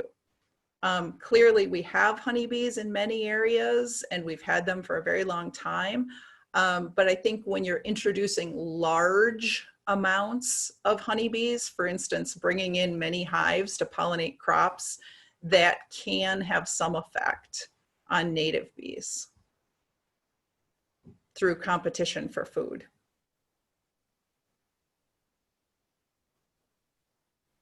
yeah, are there any new questions for Lynn?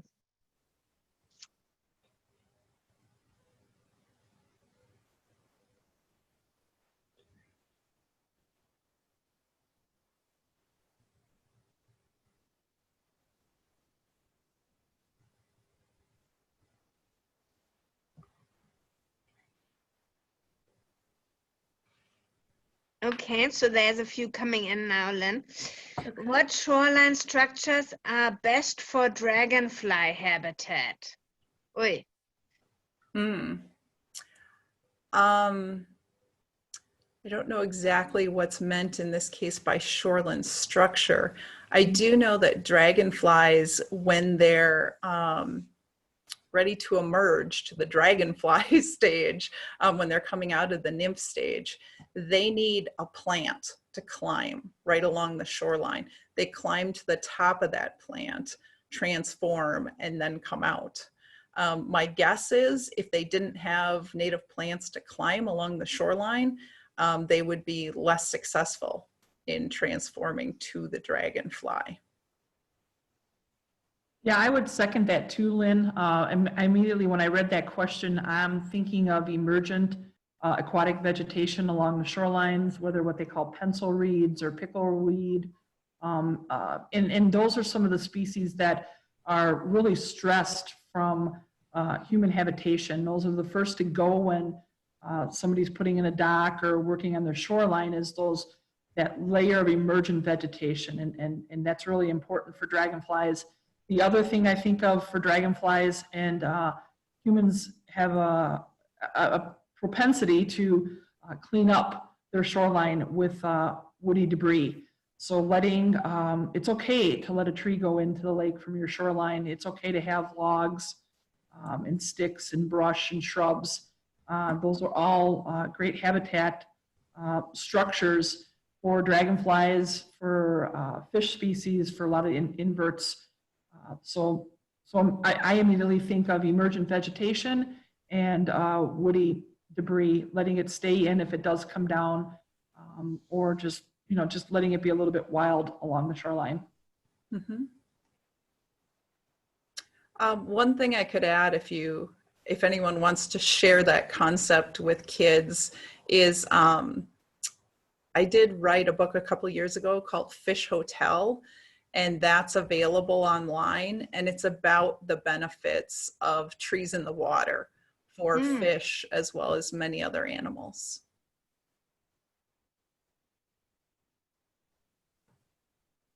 Cool.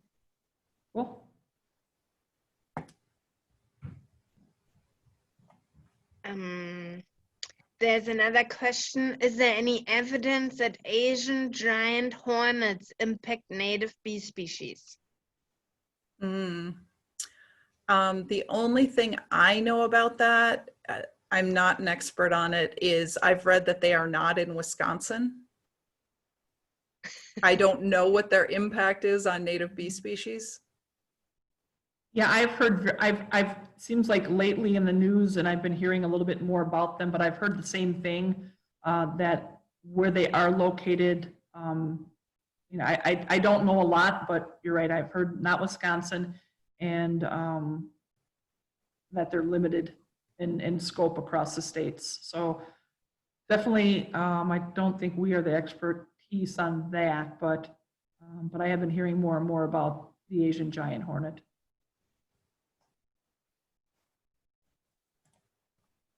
Okay, so then we have, what plants are the most deer resistant? We tried planting lots of the plants you described. The deer seem to eat everything. Yeah. Do you want to say something on that? I'll just say something briefly, but probably you and Michelle have more experience. Yeah, the deer likes to eat lots of things. That's why I have a 6-foot tall fence around what I'm trying to protect. The only other thing I would add is some nurseries have lists of which plants tend to be more deer resistant. I don't know if your local nurseries have those lists or your county office. Yeah, I would say that I have experience on that from my own observations. Yes, sometimes it feels like you're just providing the salad buffet for the deer and the hares and whoever. In fact, last night I ran a little hare out of my garden. But there are some ways to, for one, there are plants who seem to be more deer resistant. And one that it refers to either the deer don't really like to eat them, or that they don't mind to be browsed on. So, you know, a lot of plants, when they get browsed on, they just leave out double in the little nodule points, and they will reproduce and come to bloom no matter what if they were browsed on.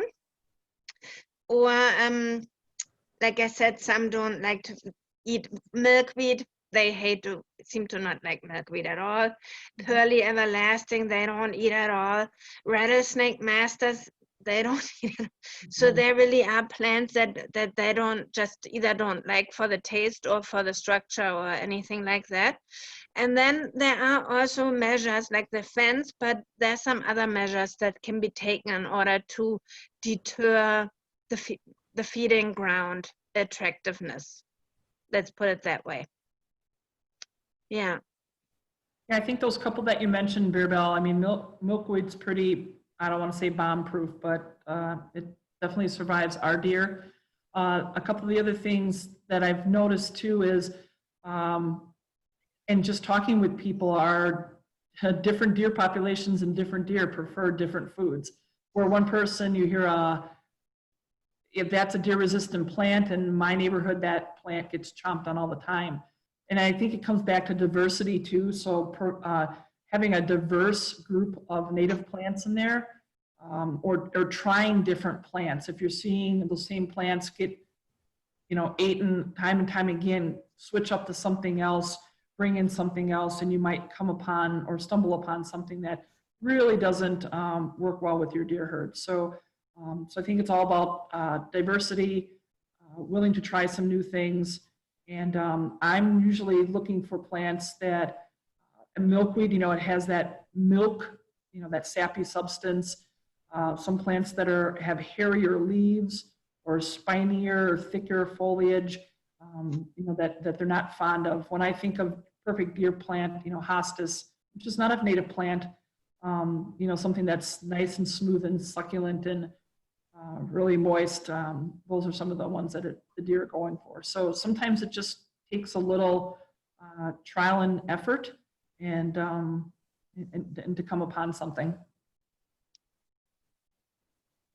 Yeah, we had some comments here that some local nurseries actually have a whole greenhouse dedicated to deer-resistant plants. So I guess that's something you can look for. And Pat Gorgon had uploaded a file here, and we'll hear more about that tomorrow from him, and also in my presentation as well. And Great. I'm happy to share more on my personal devices that I have in place to deter deer to feed where my flowers are, but I don't want to take up too much time here. We are getting into our break time. Is there anything left for Lynn?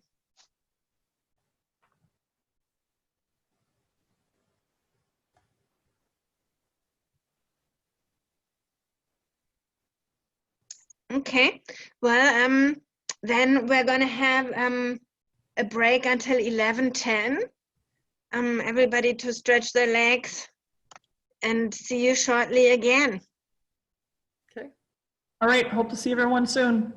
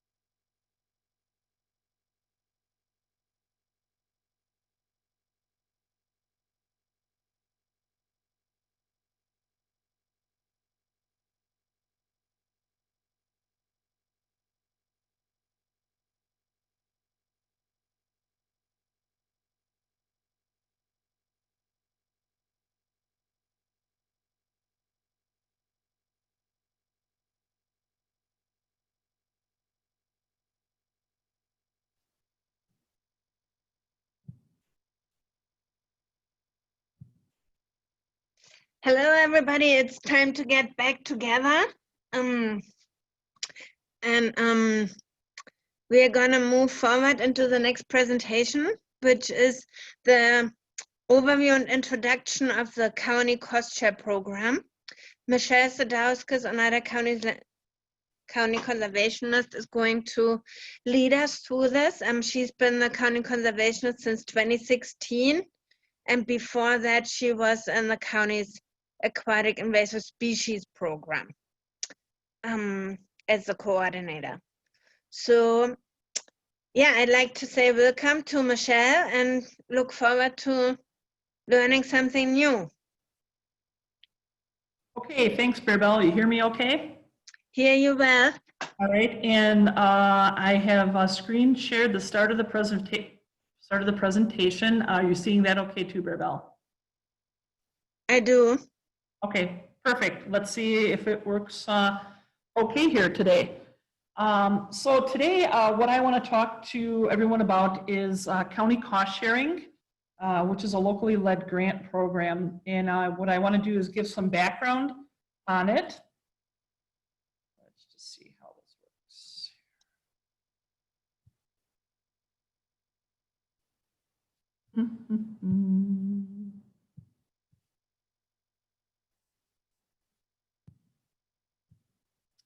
Having some difficulty. It's not listening to me. So for everybody's overview, we're at the Nicolay College, which is on non-operational terms. We have a full building to ourselves. We're in different rooms, but we're in the same internet system. So I'm wondering if we're experiencing something along those lines. There we go again, it's back. Okay. I'm just having difficulties advancing it.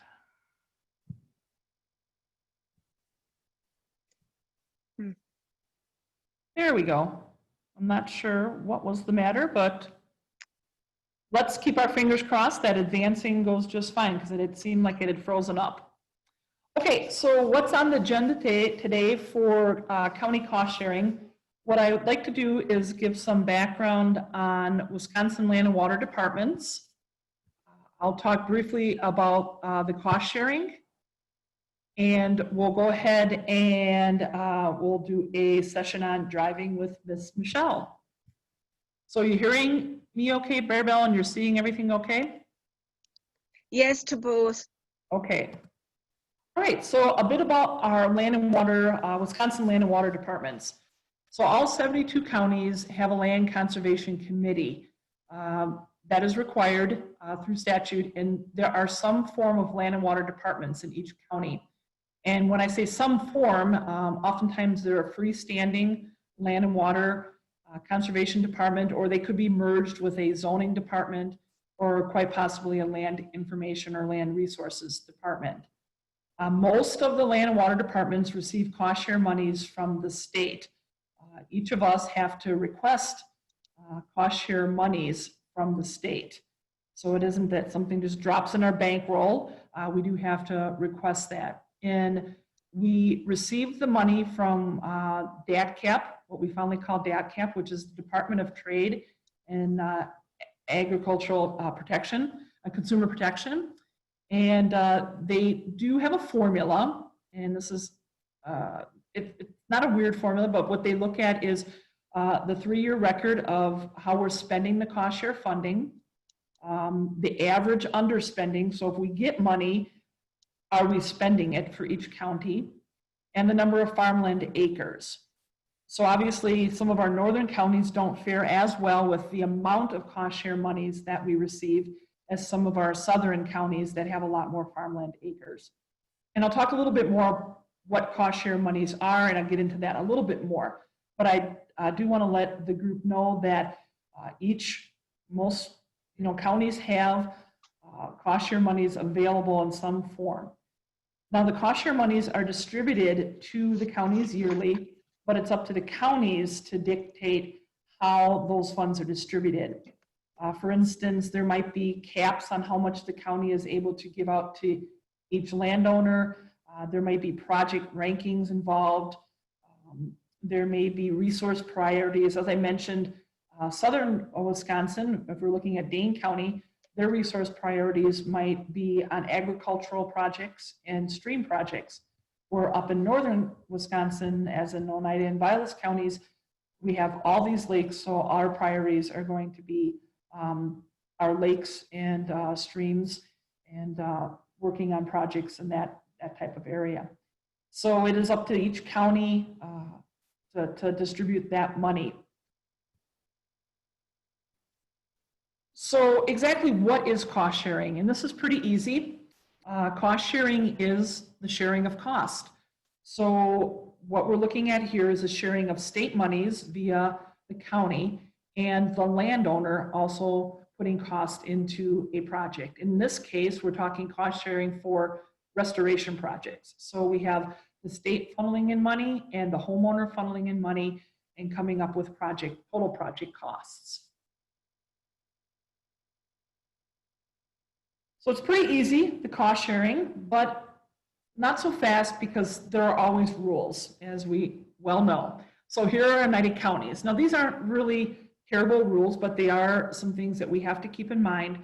Some of these items are rules that are statewide, so each county is under this type of a rule, and some are put in place by particular counties. So in Oneida County, we don't pay more than 50% of the cost of the project, and our cost share cap is $8,000 per project. And it's one of the two. So if we have a $20,000 project, that landowner would receive back $8,000 on that project. A biggie here is the funds are reimbursed after the contractor has done the work, has been paid, and we've signed off on the project. And that's kind of a really neat thing too, because we are actually doing the oversight on the project with the contractor. So unless the project is done right, the funds won't be reimbursed to you, but the contractor also isn't getting paid, and we're guiding and overseeing the project. The install practices, whatever we may be doing, whether it's rock riprap or plantings, depending on what is going on the shoreline or shoreland, must remain in place for 10 years. And a contract and what we call an O&M, which is an operation and maintenance agreement, needs to be signed between the county and landowner. And that contract just shows how much is coming back to the landowner, what the practice is, and what's expected from all parties involved in the process. So that is the county cost share program and the monies. And as I want to stress and repeat, most counties have cost share funds. We just distribute them a little differently. So if it's something that you are thinking about a cost share or a restoration project, by all means tap into your local land and water department to see what they have available, and is it something that's a good fit for you, and are you eligible? The process usually takes a little bit of time too, so it's typically over a couple seasons. I have people calling me now interested in some help. Those projects most likely will not get onto the landscape until next year. So it's not a where we're going to be out and the project's going to be done within a month or two. So just that everyone understands, there is a little bit of hoops and paperwork and bringing everybody together, because it's a contractor, a landowner, a land and water department, possibly an engineer that are all involved. And this is most importantly, and I stress this to all the people that are calling in and interested in cost share funds or grant funds, is our program's #1 goal is to protect water quality and conserve soil resources.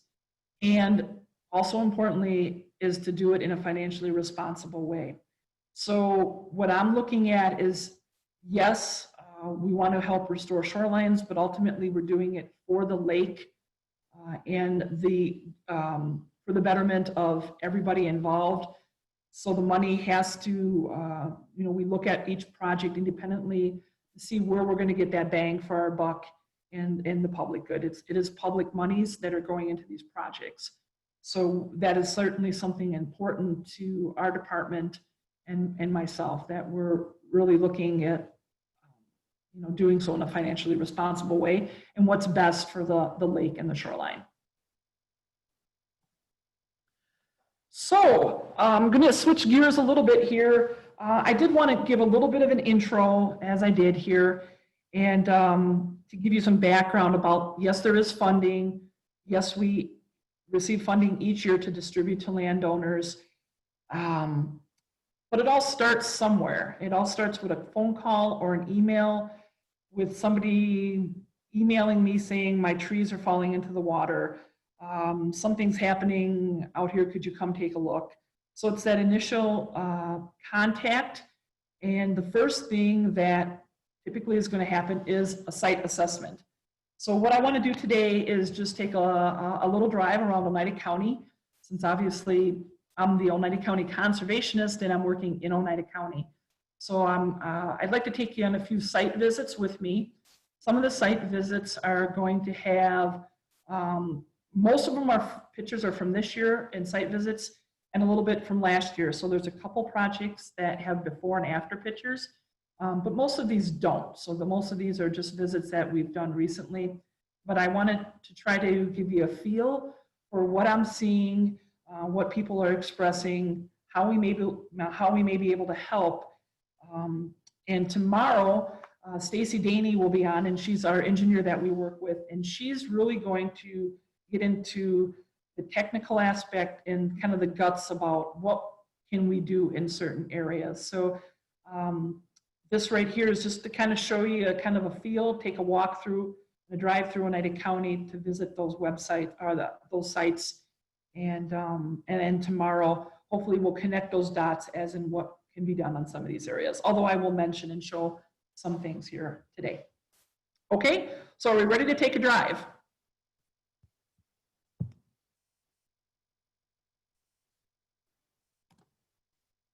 So our first stop is we're going to go down to southern Oneida County near Tomahawk and Lake Nokomis. And Lake Nokomis is Lake Nokomis is a flowage. So what's very challenging with Lake Nokomis is that the water fluctuates different times during the year. It's going up and down quite a bit. We do have some other flowages, and we do have some other lakes that do seem levels that are going up and down.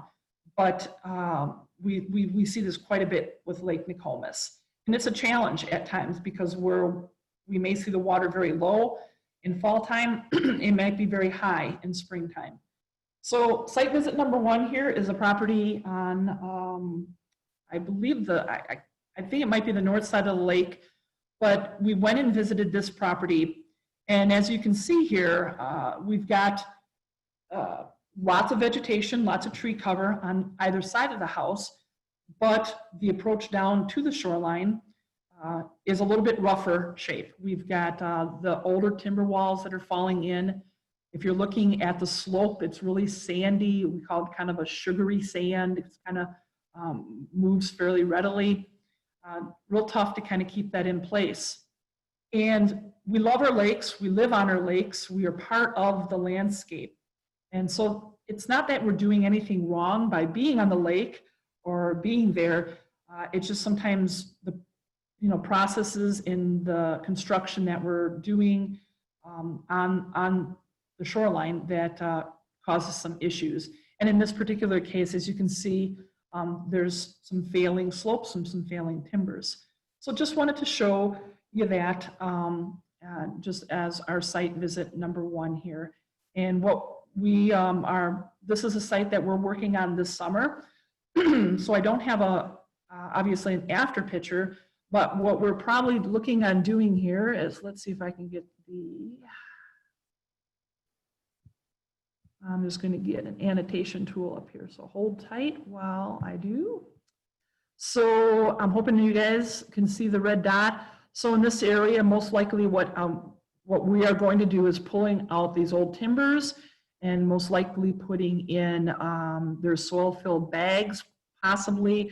But there's also what they call lifts. They're geogrid, vegetated geogrid lift.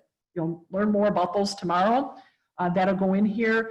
That'll help actually build that slope up, and plants will be interplanted in there. A combination of shrubs and ground cover. Maybe not so much trees in this area, but that's what we're looking at possibly doing. So, but this is a common site on Lake Nokomis.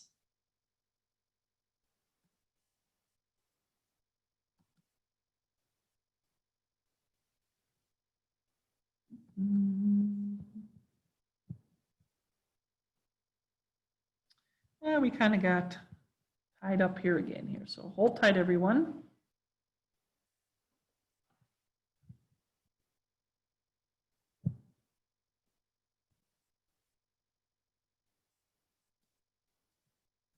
There we go. Just had to backspace and forward. So let's go to site number 2 on Lake Nokomis. And this is one of, when I go to a site and I see seawalls that are in place, and let me just get the tool up here again, just give me a couple seconds.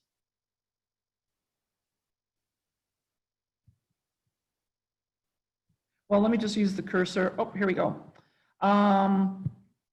Sorry for the little bit of slowness here to things, so we'll try to, okay.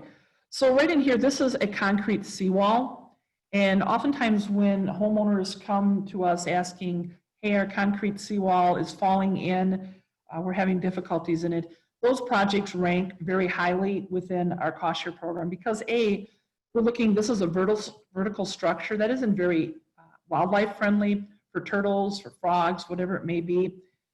And we're also looking at a foreign substance. I mean, it's concrete that is in the lake. And you'll see in some later slides some other material for like a timber wall. And this is also starting to fail. This is starting to kind of lean to the right. A couple years back, we did a property right back up in this neighborhood where there actually concrete seawall had tipped over partly and was laying in the lake, on the lake bed. So that's certainly something that we like to get out. And with Nokomis, as I mentioned, it floods up and down quite a bit. And there would be times that we were out at this property to where the water would top right over and up onto this area in here. So this is something that we sure wanted to pull out the seawall, and we did. So I do have a after picture. So let's just see if it behaves here.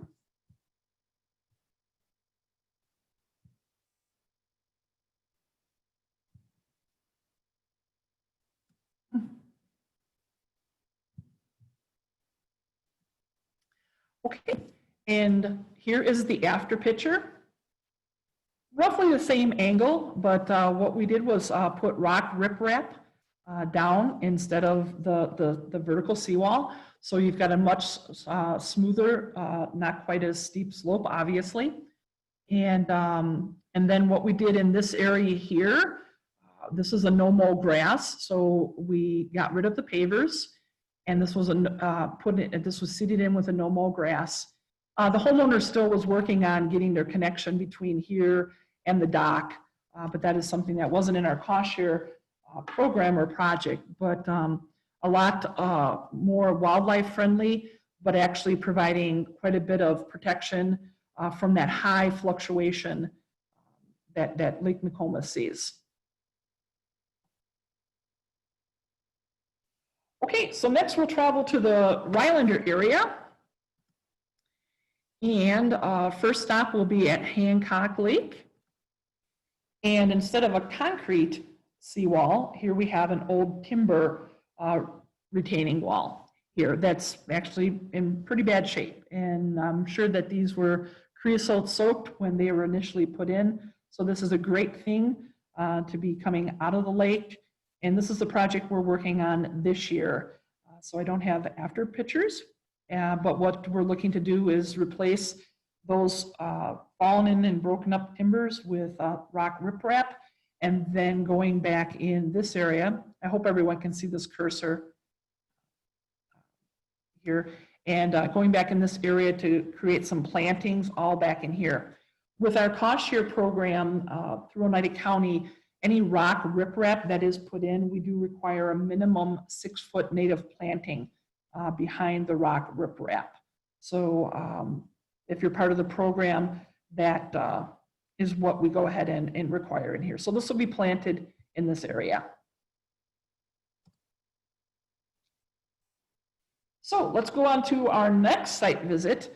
And these are a couple of sites from the Wisconsin River, because it's not only lake shorelands, we do work on river shorelands as well. And cost share funding is certainly applicable to those sites. So here's our site visit number 4. These pictures were just taken a few weeks ago. Being a stream / river, truly a river here, but rivers and streams are very dynamic in nature. So they're not like a lake. Typically, like Nokomis does have a little bit of movement up and down, but streams are very dynamic in the courses and how they're weaving and moving through the landscape. So this particular section, the current is coming on through here, and also what it's doing is just really eating away into the riverbank, and they're losing footage through this area practically yearly. Now, as you notice, they are mowing. Now, this is pretty young and pretty early in the spring here. They weren't mowing right down to the edge here. They were mowing back in this area. But what we're looking at is doing a much larger buffer behind that area. So we're looking probably at a 15-foot minimum buffer, native plantings. We're still working out details on this. And streams are a little bit tougher. We have to do a little bit more survey work, and also to see what the DNR is going to allow. So it just may be rock riprap that goes in. It may be different types of structures that we're able to put in here. But all to be determined. So site visit number 5 is actually, I believe, just up the road and upriver a little bit. This was a picture from the landowner. This was the very first time I saw the site when they sent it along. And kind of the same situation to where they're on that curvature and was just slowly eating away the bank. This tree right here, I'm hoping everyone can see it. Let me know if everyone can't see the arrow here. It's a little easier just to stick with the arrow. It works fine with the arrow, Michelle. Okay, thank you, because it seemed like it was just gumming up my slide presentation, and that was getting a little time consuming. So this tree, actually not that many years, was on high ground. So these landowners were definitely losing shoreline all right in through here. Once again, dynamic. We're looking at currents, eddies, and there was a little rock that was down in here. So this was a before picture, and I do have an after picture because this project just finished up this year.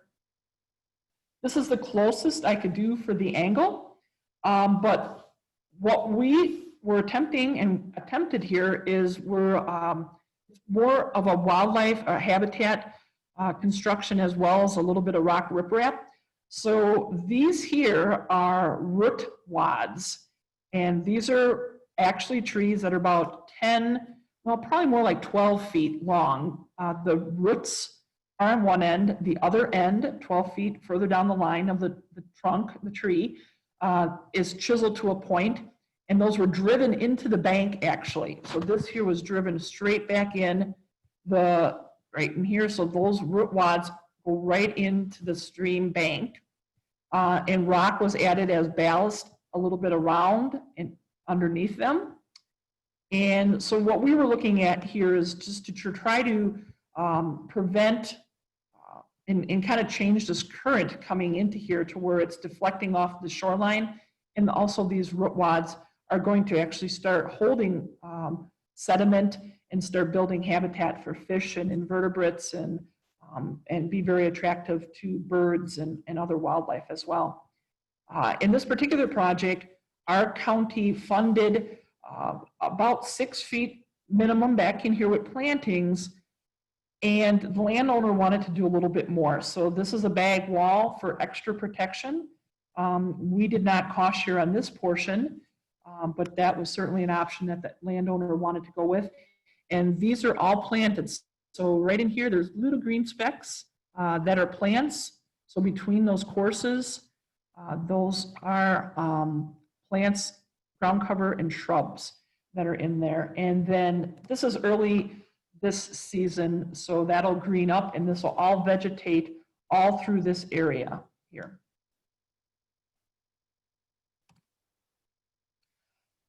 Okay, so let's go take a look at a Pelican Lake site. I know we had a question earlier about an ice push. So this was a perfect example of an ice push that we visited just a few weeks ago. And the interesting thing about ice pushes are they are a protective feature. And I've been on many sites, and I wish I had a picture, but I didn't have my camera with, I forgot it, at that particular site, where an ice push went across the property for about 100 feet. And the person's house, directly in front of the person's house, they had actually basically chopped down and gotten rid of the ice push. But to the left side of the house, they had left the ice push or the ice ridge, and that person had lost 6 to 8 feet of shoreline from them taking that ice push down. So I would stand at the shoreline, and I was 6 or 8 feet when I looked to my left, and the ice push was actually into the lake much further out. So this is a really protective feature right here, and this homeowner really hasn't done much with it, which is a good thing, because this is actually protecting his property behind here. The trees and the tree roots are really adding a lot of stability. If you're looking, there's some shrubs in here. What we would suggest in this situation is just to plant the heck out of it. Plant it with a lot of shrubs. He's got some trees, he can put some smaller statured trees, but all the way up the top and the back slope here is to really plant that heavy.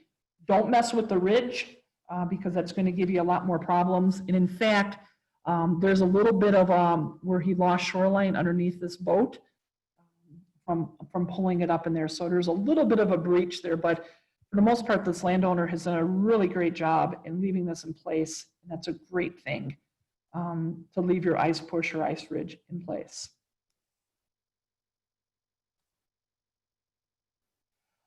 Okay, so now we're off to Three Lakes, up at the thoroughfare. So we get lots of calls, and sometimes it's an email, and they're just like, could you come view my property? And I try to get a whole bunch of site visits in one day, and we were able to get up at the Three Lakes area. And sometimes it's good for me not to know what the homeowner's concerns are. Sometimes it comes out in emails and communications.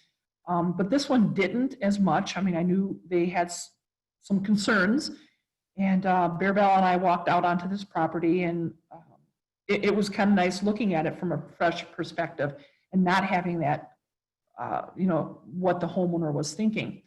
So my initial thoughts on this was it looks pretty darn good. The channel is behind us, so they do get some boat action and boat waves. But what I see right in here is this is great shoreline with the shrubs right in here. Obviously, we can have more plantings up here if the landowner wanted to protect that a little bit more. This wasn't causing much erosional issues. I mean, we had a little bit of the gravel coming down in here, but not bad. And over to the right side, we had trees and shrubs. Pretty darn good. This was a little bit more boggy, this area over here, to where we had water coming in, and we got a little bit more boggy, a little bit more spongy, a little bit more holy in there, but that's just part of the natural landscape.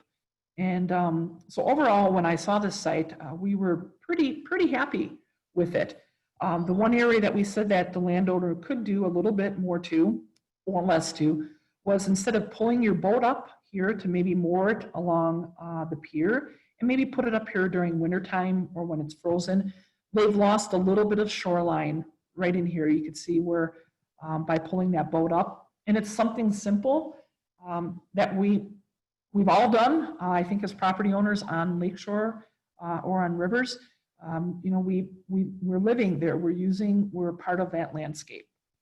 But so not all of our calls are like, oh my gosh, we have a failing slope and a dock or steps are going into the lake. Some are much smaller details, and some are pretty darn good that we visit. So we're going to make a quick stop in St. Germain, which we're kind of right on the border here of Vilas County, and it's Pickerel Lake. And this is another perfect example of the property owners have about 200, a little over 200 feet that they wanted to protect. And so this section here, I certainly didn't put all the photos in here, but a little bit to the left, they've got some boards that are up that are going to be coming down. They have like a board wall. These timbers here really aren't doing too much. So this will all come out. We'll have rock riprap going in here. This definitely needs a little help, where we'll probably be putting in bags, soil fill bags, and planting in there because this is failing a little bit here. So something that can, I don't want to say easily be done, but certainly can be done, and we've done quite a bit of in our past. But what I really want to show you is the next picture. Sorry, gang, we've got a little bit of a delay here.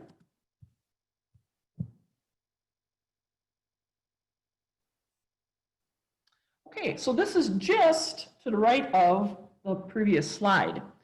And this is a section to where we kind of had, not to have a heart-to-heart, but we had to kind of talk with the homeowners a little bit to see really what they wanted to do here. They wanted their property line is somewhere right, I think their property line markers right here.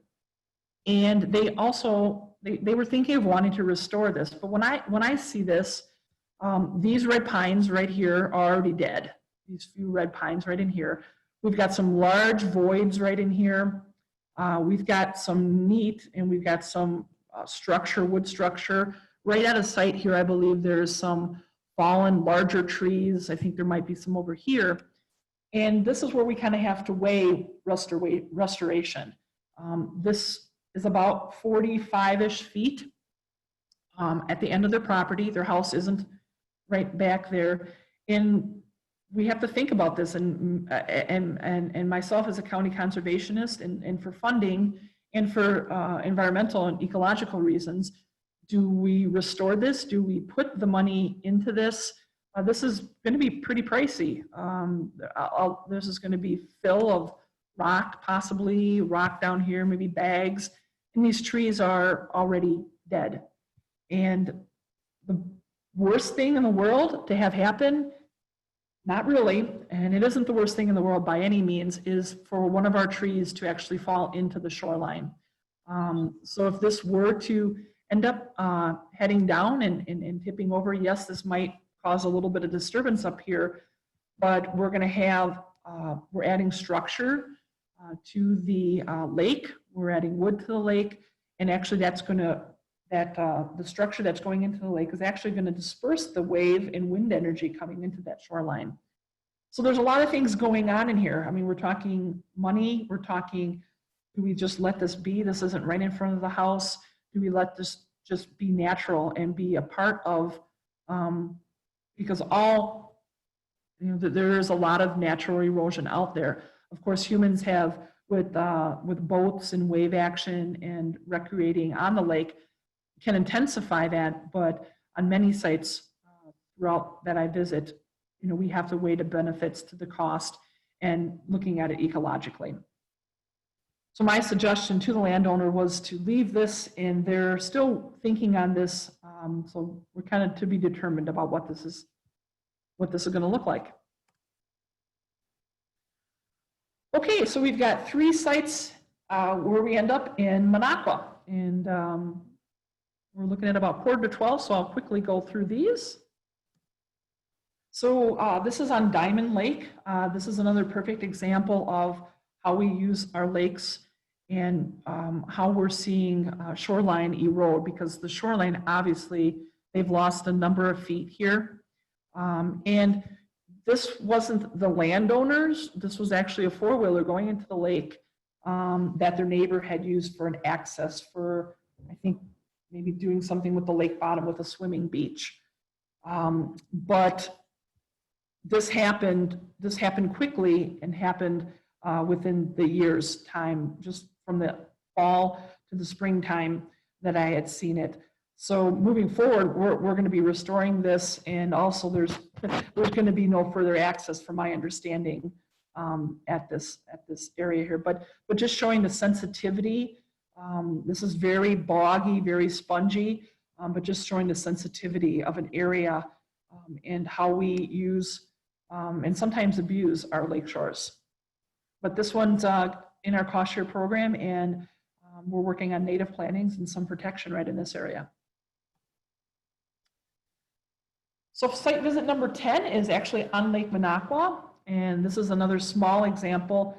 We did quite a number of feet on this particular property, and this was one section where they were pulling in and pulling up their boats. And as you can see, this is just naturally, and I shouldn't say naturally, that's probably the wrong word to use. This is eroding due to human use right in here. And as Bearbell mentioned way earlier, it's how we are using our shorelines that are causing a lot of our issues.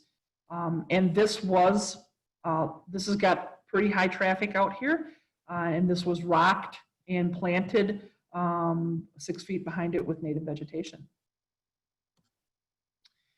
And I believe this is last but not least. This is probably one of my more impressive sites. This is on Lake Kawagosaga. That is the same pine tree. The homeowner had some steep slopes eroding away. There was already some rock in here. So this was quite a large bag wall that was planted. And I've seen some pretty good sized bag walls planted between Vilas County lakes and Oneida County lakes. But this is one of the sites that, and what's going to happen here is the plants are going to go on in, actually go through the bags, root into the bags, and before you know it, over a couple seasons, 2-3 seasons, fill these bags in. The important thing to do is to keep them wet though. So with all of our projects, we do require a temporary irrigation system to make sure that we're going to keep those plants surviving from season, at least the first season or two. And notice deer fence. We also require that for the first year to provide protection to those plants. So hope you enjoyed our ride. We went through a lot of different sites quickly in Oneida County, and that is just somewhat of what our travels have been within the last few weeks, and a couple of slides from last summer. And I just threw this up here real quick. This is our website where you can hop on, and we have a cost share tab. And we've got lots of goodies. It kind of gives you all kind of resources, documents. We show our current projects, our past projects, before and after pictures, and cost of those projects. So you get some feel for what you may be looking at. So we're happy to have an email, give a call, and hop on our website. That's what we're there for, and to lend some technical expertise out to shoreline issues. Thank you. Yeah, thank you, Michelle. There's been a number of questions referencing to how to pick a contractor or whether you can be your own contractor, and there were some answers given, especially Dan Butkus, who has a lot of experience since he went through the whole process himself. Mm-hmm. Just to fill you in, the summary is that you can be your own contractor. Then there was a question whether you need to put in a bid for yourself. Do you want to talk a little bit about that experience directly? Sure, that sounds good. Certainly, we do have landowners that are sometimes interested in doing their own work. Depending on the type of project, I think with some simple projects, if we're looking at planting projects, not a big deal, that they can, certainly, do the work themselves and be counted toward the cost sharing process. Most times when we get a little bit bigger projects, such as dealing with rock riprap, then it gets a little trickier because there's a lot of specs that need to be met, state specifications. So we're dealing with what's underneath the rock as in a geotextile, what type of geotextile, the ratios or the slope ratios, the sizes of rocks. So there's a lot that goes into some of the bigger projects. But that's certainly something that we can open up a conversation for. And what we as Oneida County do, we require 3 bids. Sometimes we don't get 3 bids. The contractors are too busy. Sometimes the project's too unique, or it may just be somebody that can only handle that project. So we do like to get it out to bid, just so we have some cost estimates. And each county is a little different in how they handle the finances. Sometimes they take the low bid that comes in. So that is something that's probably, you're going to have to pose that question to each county on how, if the landowner is doing work, and how do they have to bid that. So that's a good question, but then it's probably a county to county reference in how they're handling bids. But most counties that I know do require bids, so it really kind of gives a homeowner an idea of what they're looking at. We're comparing apples to apples, and they can kind of go from there. Okay, then there was a request to have a list of the available contractors. Yep. Okay. I did share that, I believe, earlier this morning. I believe, I'm hoping it's there. I went in and I shared our contractor list. And those are contractors in the Oneida County area. I know we'll take in some Vilas County contractors. And I think we've got some Tomahawk contractors in there as well. Being county, I can't say this is who is good or who isn't good. I just know that all the contractors that we do work with through the cost share program know their stuff. I'm very comfortable with who we do work with. And the other thing that we started with Oneida County is on that contractors list, there's a little mark there, a little column that shows that they are attending our professional development workshops. And this one's going to go in the newest update next week. So if we had any contractors attending this would be considered a professional update, professional development. So that's always a good thing to do. Check that column, see who's been kind of in tune with us. But I know the contractors that I work on and work with are a good group, and they know what they're doing, and they know the ins and outs of our cost share program. Great. Then there's some questions on the root vats. Okay. Do the root vats grow new tree growth, or are they only for stabilization? Those are only for stabilization. So it's the root wad, which could be anywhere from 8 to 10 feet across. So it's just just imagine a whole. I wish I would have put a picture of the root wads, but I think we have some on our website. If you go to our website, I think I have some pictures, and I know we'll be putting more pictures on there. You can see what they look like. And so that the trees were alive not that long back, but the section that's going in there is the actually root section up to about 10 to 12 feet. So really that section isn't going to be sprouting, and that's more for stabilizing, but also deflecting current is what it's doing, and collecting sediment. Great. Then there's been a request to speak about the review and permitting process for potential improvements. The review and permitting process? Yes. Sure. A few years back, permitting process was a lot more difficult than it is today. There's a couple different angles going with that.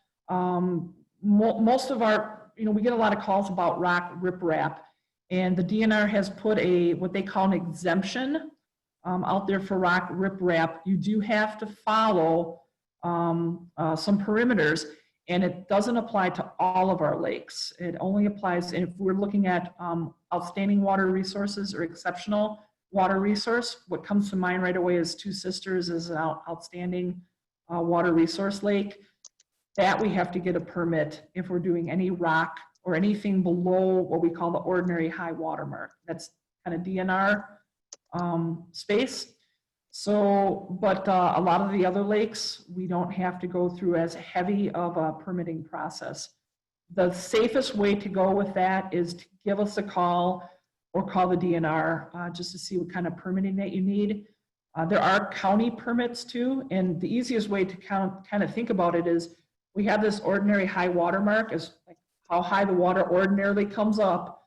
Below that mark is DNR, so you're always checking DNR regulations below that. Above that is where county regulations come in. If you're within our program, we handle all of that. And so we'll take care of, if there's any county permitting, we'll take care of DNR permitting. And that's, I'm coming from the Oneida County perspective. Other counties might be a little different or might have certain charges for some of that work. So I hope that helps. So, and then there's a question on if plantings have to be on land, or would there be an option for shoreline aquatic plants? That's a good question, because I know we've had some interest, and even our department has had some interest in offshore plantings.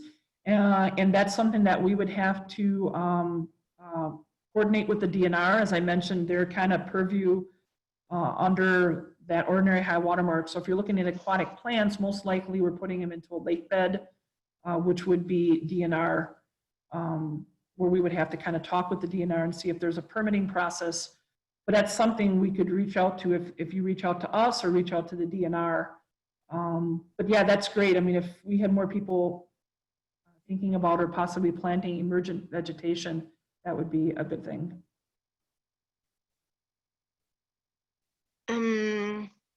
Great.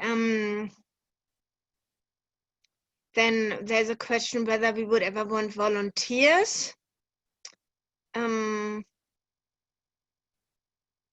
Yeah, for learning more about these topics or how to take care of their own shorelines.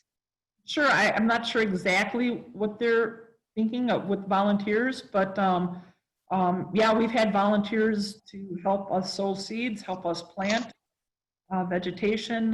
We're definitely open to working with volunteers and what that looks like, whether it's educational outreach or you know, doing field work or landscape, you know, or on the landscape. So yeah, definitely from the Oneida County perspective, drop me an email, give me a call.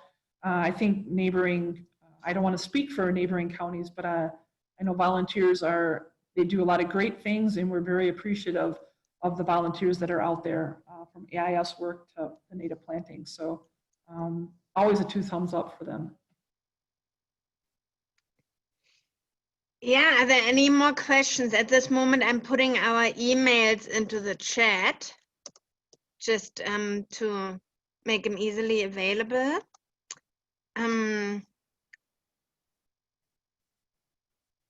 Yeah, are there any more questions to Michelle?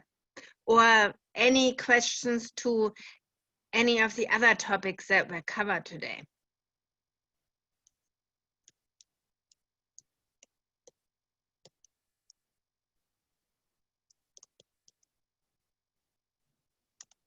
I got that one from Aaron. Okay. Yes, a lot of the pictures show harder practices like riprap. We certainly do consider and promote softer practices. What we do run into a lot is the wave and wind action and fetch distances on a lot of our lakes. And for those that don't know what fetch is, it's how far that wind and wave action is coming across the lake. So a lot of our projects, we're seeing fetches of 1 mile plus easy. Right away, I usually think and try to think of soft practices. I don't mind rock, but you know, we're promoting going forward here too. We're trying to do vegetated rock where we can plant with the rock riprap. I'm a plant person, so I'm always thinking about what's going to work with live bundles, or as you mentioned, or live staking and brush bundles. So I'm thinking along that route. But unfortunately, a lot of what we see on some of our sites, are just a little bit too intense for that, the softer engineering. But we definitely look at it when we're looking at, my engineer is thinking hardscaping oftentimes because they're looking for durability. I'm thinking vegetative, I'm a plant person thinking that line, and we sometimes have to, we typically have to meet in the middle with some of these sites.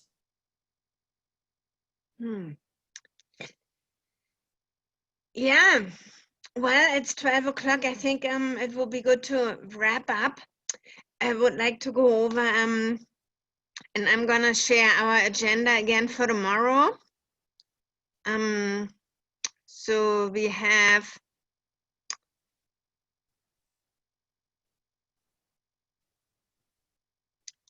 is that on? Yep. Okay.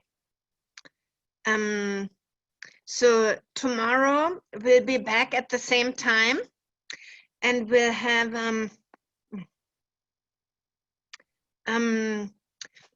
more presentations on similar topics and new ones. So I'm gonna point out how you can improve your shoreline and improve the lives of pollinators. Then we have some case studies and photos by Stacy Dehne, which is a dead cap, the engineer that Michelle has been quoting many times now. Pat Gargan is gonna introduce the Healthy Lakes and Rivers program. And then we have Dan Butkus, a waterfront property owner who's gone through this whole process and has been making some helpful comments and advice throughout in the chat function. So he'll share about his process from A to Z, and we look forward to that. Also, I would like to point out that this week is Pollinator Week, so this is a great moment to look at, really think about how can we make a difference.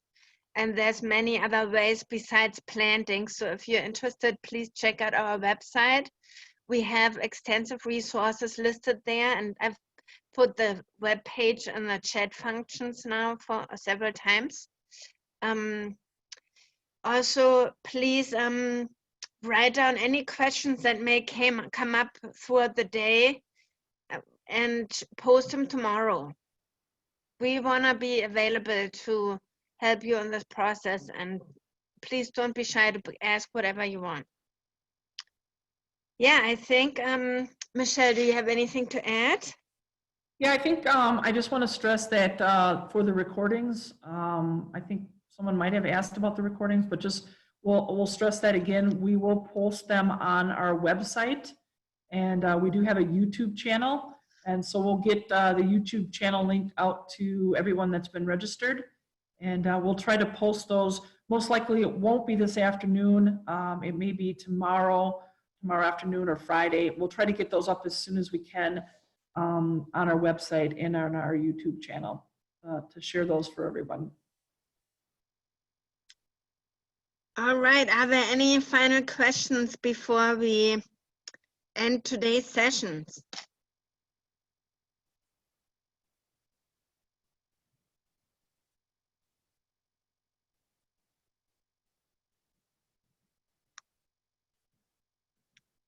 Well, then, yeah, thank you. It seems like it's working, the format. Everybody's new to this in some way or another. So we will hopefully see many of you again tomorrow, or I guess see might be a little bit of an ironic term here, but we'll share the same experience. Thank you. Bye, everyone. Thanks. Have a great afternoon. Till next time.